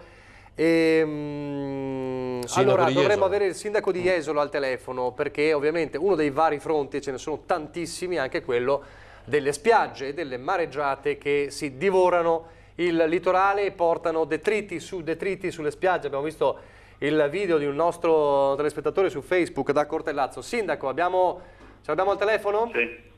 Sì, sono in linea. Buonasera a Valerio Zoggia. Allora, Sindaco, com'è la situazione da voi? Mareggiate, detriti, com'è? Sì, ovviamente l'emergenza c'è, ma non ci sono pericoli per le persone per ora. Diciamo che oggi pomeriggio la tensione è stata un po' alta. Ovviamente per quanto riguarda la spiaggia, direi che la zona solita di Cortellazzo purtroppo ne rimane molto poca. Faremo i contegi appena finita l'emergenza, ma io credo che siamo alle solite, quindi senza spiaggia, e quindi dovremo pensare per la prossima estate. Per quanto riguarda i detriti, il peggio arriverà nei prossimi giorni, perché come ben sapete soprattutto il Piave, non il Sile, li porta lontano in mare, poi appena si calmano un po' i venti ritornano in 2 o 3 giorni tutti sulla nostra battigia. C'è purtroppo un'emergenza, però credo sotto controllo, in laguna, perché noi confiniamo anche con la laguna nord di Venezia, in cui si è aperta una falla su un argine abbastanza importante, però già da un paio d'ore stanno lavorando sia i vigili del fuoco che la protezione civile per chiuderla prima che arriva la prossima mareggiata, quindi dovrebbe essere una situazione sotto controllo. Con quel siamo alle solite, insomma, abbiamo sentito un po' di rabbia, o meglio di rassegnazione. Ma no, di rabbia, di rassegnazione. Diciamo, perché purtroppo per quanto riguarda la Pineta, finché non vengono fatte delle opere strutturali definitive, adesso fra un mese o entro aprile sicuramente le mareggiate ce ne saranno una, speriamo non di questa intensità ma minore, ma ne arriveranno almeno 3-4 ormai, mentre una volta fino a 10 anni fa era un'eccezione, adesso ormai sono consuete, almeno 3-4 mareggiate all'anno ci sono con scirocco, e quindi la spiaggia, la sabbia se ne va. Senta, quindi per voi diciamo il lavoro più importante per quanto riguarda i detriti è nei prossimi giorni, quindi? Sì, diciamo sicuramente chi era sul fiume Piave oggi continua a vedere tronchi, alberi, un po' di tutto, plastica che va giù, e quindi è un problema anche dei comuni che confinano col Piave.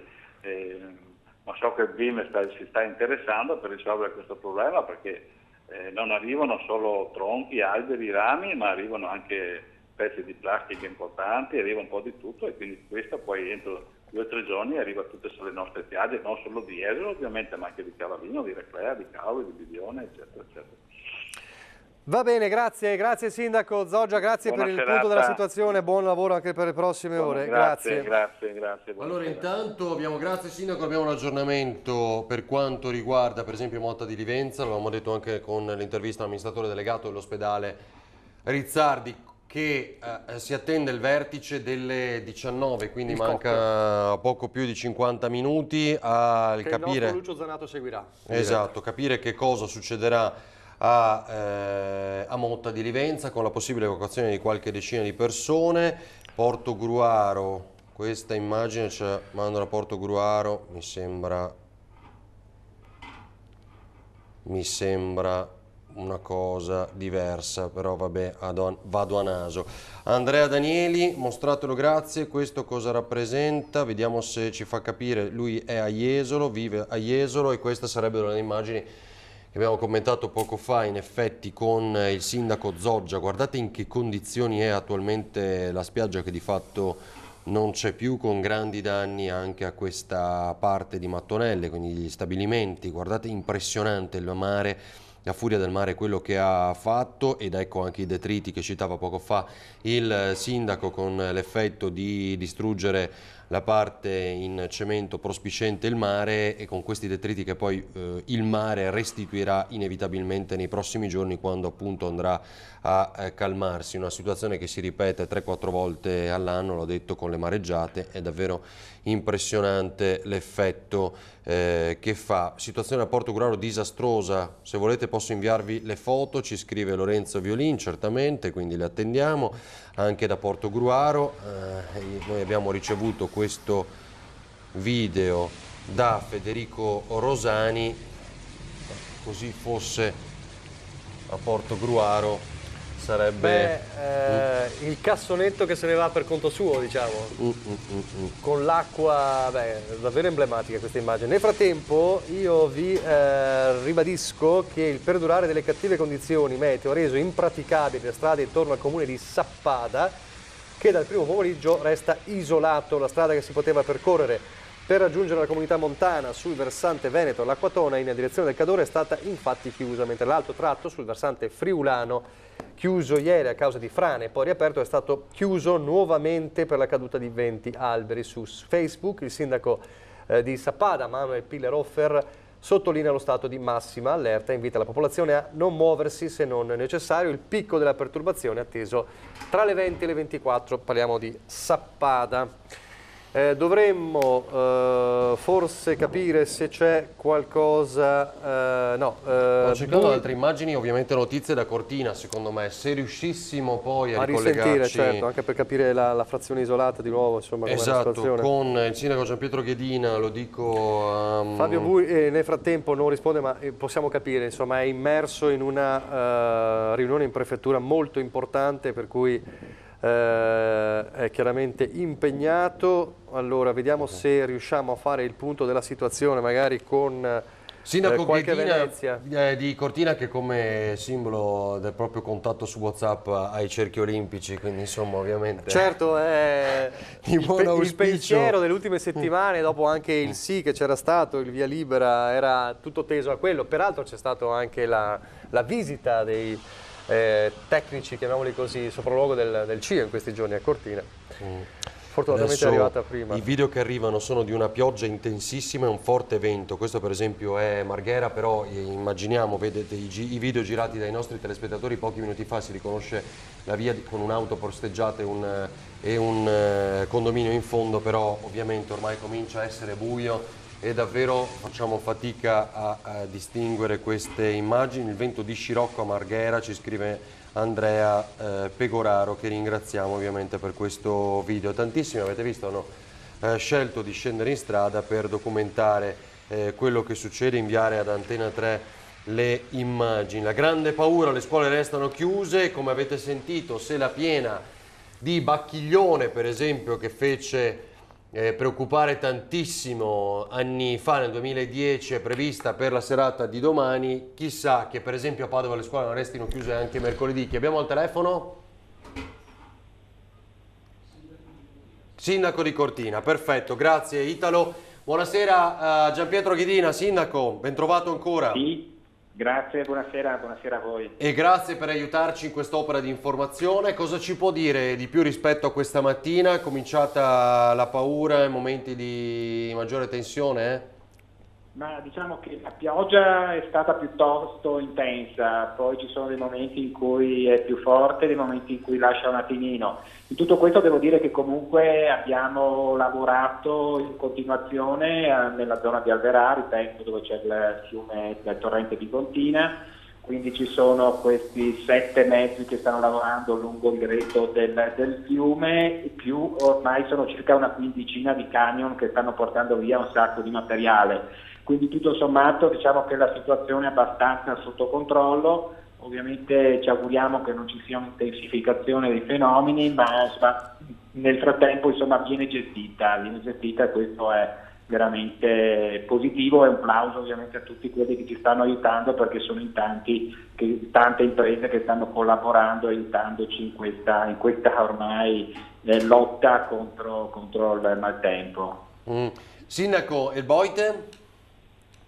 Il Boite è gonfio, è pieno, c'è anche un po' di materiale, però tutto sommato tiene, c'è sicuramente un innalzamento, però sì, la situazione è critica, però insomma è comunque sotto controllo. Ovviamente il lavoro e il pericolo è più concentrato nella zona di Alverà e in particolar modo sì, certamente per l'acqua, ma più che altro per il materiale, cioè la montagna ha scaricato tanto materiale che cerchiamo ovviamente di portare via per evitare appunto l'innalzamento che si è verificato. Nello specifico ieri sera insomma eravamo molto più preoccupati, ora in qualche modo lo stiamo tenendo sotto controllo.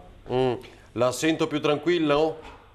È vero? Ma insomma, col buio e con la notte davanti un po' di preoccupazione c'è sempre, però devo dire che insomma siamo ben organizzati, si sta lavorando molto bene, quindi insomma una bella lotta, ma insomma io credo insomma che insomma, domani mattina mi auguro insomma, di poter tirare un sospiro di sollievo. Insomma. Senta Sindaco, una curiosità, perché poi ovviamente oggi abbiamo voluto smentire molte fake news, una di queste era legata all'utilizzo o meno dell'acqua pubblica. Su questo fronte lei rassicura i suoi cittadini? O... Sì, assolutamente, l'acqua si può bere, l'acqua è potabile. Abbiamo tanti altri problemi, non certamente quello dell'acqua potabile o non potabile. Va bene.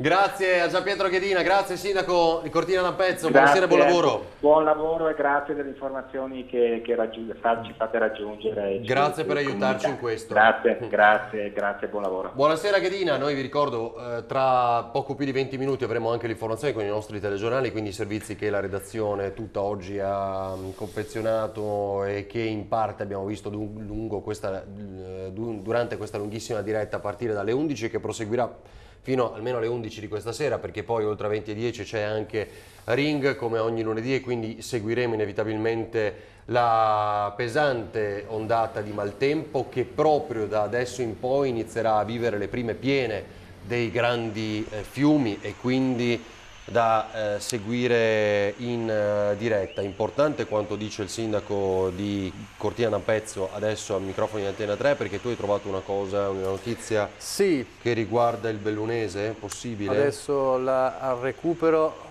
dal... Proprio sull'acqua, ma questo sarebbe importante ovviamente chiedere verifica al Gazzettino.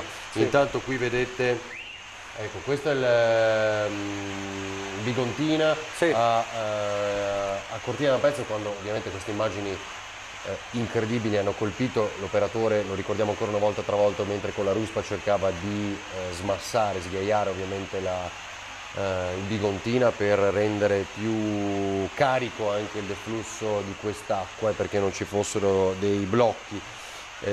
Brugnaro ha aperto la polemica sul Mose, oggi l'abbiamo visto e sentito anche nei vari post le dichiarazioni durante il pomeriggio di oggi, insomma per chi si crede quell'opera non serva, ecco gli effetti, apre la polemica sul Mose, i vigili portano in salvo 2 bambini e abbiamo visto anche quell'immagine nel corso della lunga diretta, più o meno tutto, vi abbiamo documentato davvero tutto in questa lunghissima giornata, Piazza San Marco evacuata, ai raggiunti i 156 centimetri di acqua alta, come sentito nel racconto del nostro direttore Luigi Bacialli oggi. Ricordavamo appunto tra pochi minuti i telegiornali. Alle 19:30 avremo in studio il governatore Luca Zaia che farà il punto con noi della situazione, poi il 20:10 con il sindaco Mario Conte, quindi con lui anche per aggiornarci su Treviso, sulla città di Treviso. E dovremmo avere fra poco i contributi della nostra redazione, il viaggio che hanno fatto nella zona del Piave, Daniela Sizielli, Lina Paronetto, però non so ancora quando li avremo pronti, tra Ponte di Piave e Zenson di Piave, poi ovviamente del Ponte della Priula. Ecco gli agenti che hanno salvato oggi i 2 ragazzi, i 2 bimbi in zona Piazza San Marco. Daniela Nardini chiede, vorrei gentilmente sapere se si sta usando il Mose. Ecco qui diciamo che l'opera di informazione evidentemente in questi tempi non è bastata, no, ovviamente no, non si sta usando il Mose. Ci sono dei test, ma appunto che sono stati probabilmente fatti anche oggi stanno usando il Baby Mose, quello c'è ed è attivo ed è un sistema di paratoia molto più piccolo ovviamente che è servito in alcuni casi. Il Mose, come sappiamo, no, cara Daniela, ovviamente non è ancora stato inaugurato, non è entrato in funzione, ovviamente se non alcuni test, poi tra mille polemiche come sapevamo, e come abbiamo detto più volte la polemica riaccesa oggi da Brugnaro è proprio questa, insomma chi ha fermato varie volte opere, guardi come è ridotta oggi Venezia, insomma questo è l'insunto. Questo ancora Cortelazzo, chiedo ai ragazzi, ecco grazie mille a Italo e Tony Esposito, questa è la situazione a Cortelazzo, guardate quante persone oggi poi curiose e che ci hanno aiutato con molti video sono andati a vedere i punti più critici e qui torniamo a ricordare l'appello del governatore Zaia a non prendersi rischi, ecco, anche nell'aiutarci a informare, nel diffondere questi video attraverso i social. Evitate, questo è Nicolò Gastaldi, Cortelazzo, evitare qualsiasi rischio. Vento da paura e un sacco di lampi a Treviso, Isabel De Marchi, così ci scrive, e lo sentiamo anche adesso.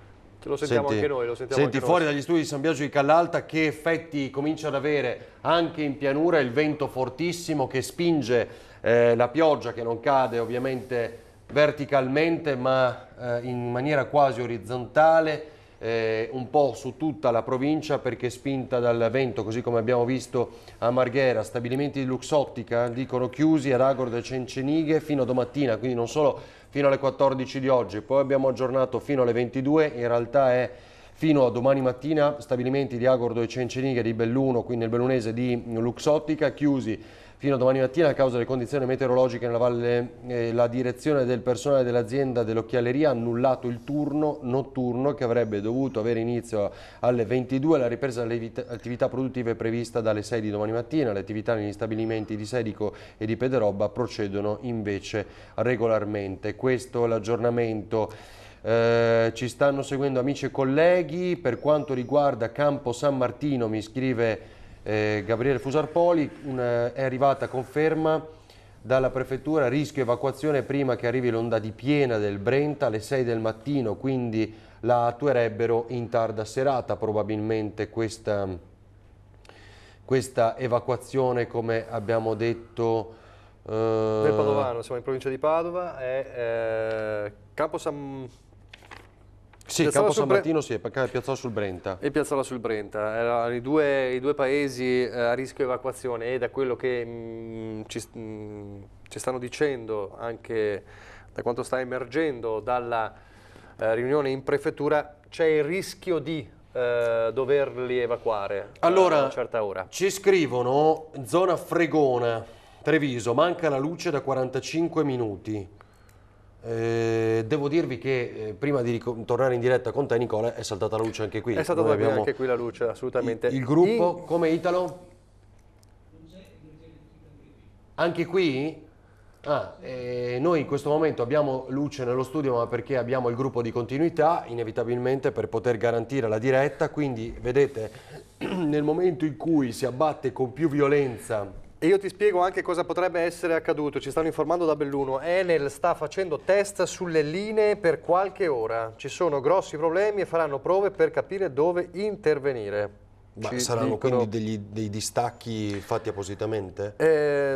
Questo è da valutare, ce lo scrive un collega dalla provincia di Belluno che appunto sta seguendo la vicenda anche per conto del comune di Belluno. Quindi, tantissimi video da Jesolo, devo dire, moltissimi da Veneto Orientale, non solo, ci hanno seguito, ci hanno inviato tanti video nella giornata di oggi. Qua ci dicono Ponte la Priula, vento forte e lampi, Giampaolo De Marchi, e questo vento fortissimo sarà la costante, è la costante ormai da più di un'ora e mezza, e lo sarà ancora per diverso tempo. Inevitabilmente spaventa proprio ora, magari nel momento in cui qualcuno sta tornando a casa, quindi siate prudenti, fatelo sapere ai vostri cari, siate prudenti in questo momento che è il più delicato, lo avevamo detto, non fermatevi, non causate altro traffico perché probabilmente c'è, così come nelle zone più delicate, nella quale la situazione è più delicata in questo momento. Cercate di recarvi a casa il prima possibile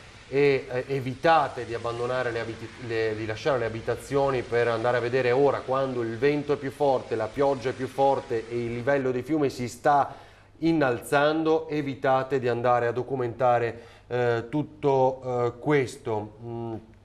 Ci siamo spostati alla prefettura, molto bene anche per Tiziana Bolognani, quindi da Belluno. Che ci sta dicendo che si vola dal vento che c'è. Eh sì, perché lo avevamo detto anche poco fa, tanto il vento veramente forte. Gianluca Codato, vediamo da dove ci ha mandato queste immagini. Nicola, non mi risulta ci sia un porticciolo a Mogliano Veneto, immagino sia, No, perché lui è di Mogliano Veneto, proprio, da quello che ci non credo scrive. proprio, a meno che non sia diventato un porticciolo, ma no. la situazione a Mogliano, da quello che so, non è così. Tu che sei di Mogliano, io che sono di quindi, Mogliano, ho delle fonti, diciamo, dirette. Gianluca, ci faccia sapere da dove ha fatto queste foto. Mareno di Piave, acqua e vento a raffica, quindi fortissimo. Ecco, ci dice che è il porticciolo di Cortelazzo. Grazie Gianluca, davvero immediata la risposta. Straordinari i nostri telespettatori dei social che stanno utilizzando la pagina Facebook di Antenna 3 per aggiornarci.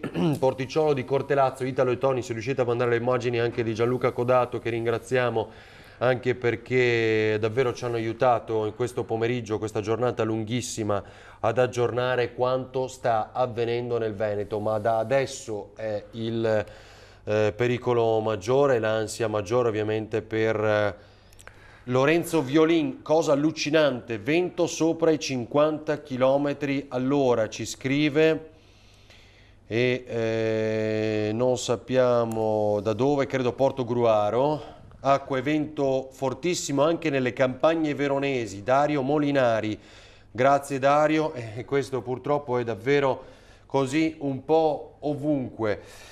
Situazione in peggioramento anche a Limena, immagino, non so se ha sbagliato, no, forse Belluno, no, Belluno, Limana, al momento gli operai comunali e le squadre di protezione civile sono all'opera sul territorio, è stata chiusa la strada tra Coi di Navasa per caduta alberi sulla strada stradale, e quindi questo è un intervento. Guardate, non facciamo il tempo a leggerne una, che ci sono altri 4-5 aggiornamenti. Fossalta di Piave, saltata la luce da 5 minuti. Nel Cadore ci sono strade chiuse, adesso in questo momento, quando si aggiorna di attimo in attimo, non possiamo dirvelo. Godega di Sant'Urbano, vento allucinante, vola tutto, scrive Tamara Cusin. Favaro Veneto, raffiche di vento fortissimo, lampi e pioggia. Marlene Angiolin, grazie. Hai altre notizie? Allora, sul sito di Autostrade per l'Italia si informa che l'A27, proprio per la questione del vento fortissimo, è chiusa per telonati e caravan. Cioè i camion, i furgoni telonati. Esatto, sì. I furgoni telonati e i caravan, quindi è chiusa l'A27 per questo motivo da Autostrade per l'Italia, lo ha deciso più o meno, poco meno di un'ora fa. Questa è la situazione e il vento è... questa è la situazione secondo Autostrade per l'Italia, dunque l'indicazione di Autostrade per l'Italia, il divieto, diciamolo così. Stiamo cercando allora di capire con chi collegarci, se ci sono gli ultimi aggiornamenti, perché noi fra poco dovremo lasciare la linea ovviamente al telegiornale del Veneto. 3 minuti e lasciamo appunto fra la linea 3 al telegiornale minuti. del Veneto. Conferma intanto il sindaco Mario Conte che sta seguendo l'emergenza nel comune di Treviso, ma non solo, appunto, anche se qui è tranquilla, ma è stato al vertice con altri sindaci della Marca. Ovviamente aggiorneremo quindi a 20:10. Alle 19:30 sarà in studio il governatore Luca Zaia, quindi il presidente della Regione del Veneto sarà in diretta al telegiornale del Veneto per aggiornare su tutto quel che sta accadendo in Veneto. Oggi abbiate pazienza, non solo abbiamo stravolto il palinsesto, non abbiamo mandato neanche le barre pubblicitarie, quindi l'impegno, diciamo, del nostro gruppo è pieno perché oggi ci sia informazione e non ci si interrompa neanche un attimo. Pioggia battente, lampi, raffiche di vento assurde annuale, Venezia, grazie a Ilenia Maso, parecchi fulmini caduti anche nelle vicinanze, ci dice ancora Dario Molinari che scrive dalle campagne veronesi. Complimenti per il lavoro che state facendo, grazie a Roberto De Rosa. Mestre, vento fortissimo, lampi, tuoni, pioggia torrenziale, Roberta Retinò. Solesino, vento fortissimo e pioggia, lo vedete, avevamo detto... Qualcuno rideva di questo allarme, ma che dal pomeriggio sarebbe diventato una cosa ben oltre la serietà della giornata di ieri. Abbiamo detto Mestre, Cartura in provincia di Padova, cali di tensione della corrente. Questo rischia di spaventare maggiormente i nostri spettatori in questi minuti. Cercate ovviamente di mantenere la calma, certo. Niente di serio, sono anche test che si fanno normalmente in questi casi per la gestione della luce, quindi restate calmi nelle vostre case, questo è chiaro. Cristian Gnolo ci dice a Piazzola i 316 evacuati, lo abbiamo detto più di un'ora fa ovviamente. Piazzola sul Brenta ormai. e poi invece Campo San Martino ancora... Sempre nell'Alta Padovana. Certo. Pasian di Pordenone, vento fortissimo, temporalone. Cristina Di Seppi, ci stanno seguendo come vedete da tutto il nord-est. Che altro possiamo dire? Lughignano, vento fortissimo.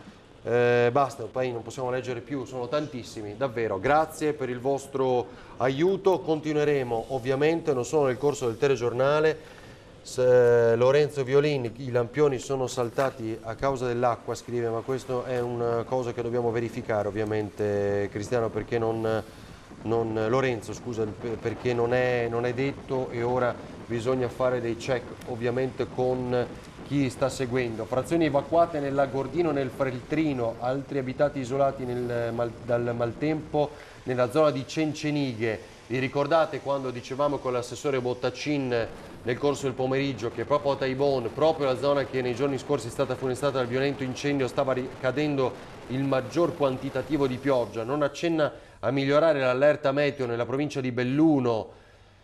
Riferisce l'ultimo aggiornamento della prefettura, continua a piovere intensamente, nelle prossime ore fino a mezzanotte potrebbero verificarsi ulteriori fenomeni intensi che riguarderanno tutta la provincia, il Feltrino, il Comerico, il Basso Agordino, in particolar modo il vento di scirocco sta provocando diversi disagi a causa della caduta di alberi, cavi elettrici lungo la strada. La situazione è più critica, spiega la prefettura, nell'Agordino, ed eccolo il comune di Taibon, si sta procedendo all'evacuazione dell'abitato di Fornoval. A Cencenighe sono invece isolate le frazioni di Kenneth, Lorenzon, Boc. A Feltre il comune ha evacuato la frazione di Villaga per allagamenti, sono almeno 6 le strade chiuse oltre al passo Duran. Ringraziamo Francesca Bozza, Daniele Sizia, Lucio Zanato, Marta Marangon per il gran lavoro dietro le quinte, e così come tutti i tecnici, Fabrizio Bazzoni, Italo Morao, Roberto Durigon e tutti gli altri. Ci rivediamo? Ore 18:30 fra pochissimo. Fra 3 minuti con il telegiornale del Veneto e poi a seguire ancora tutta una diretta fino almeno alle 23. Non molliamo, continuiamo a seguire quello che sta succedendo insieme a voi. Grazie, tra poco. Arrivederci.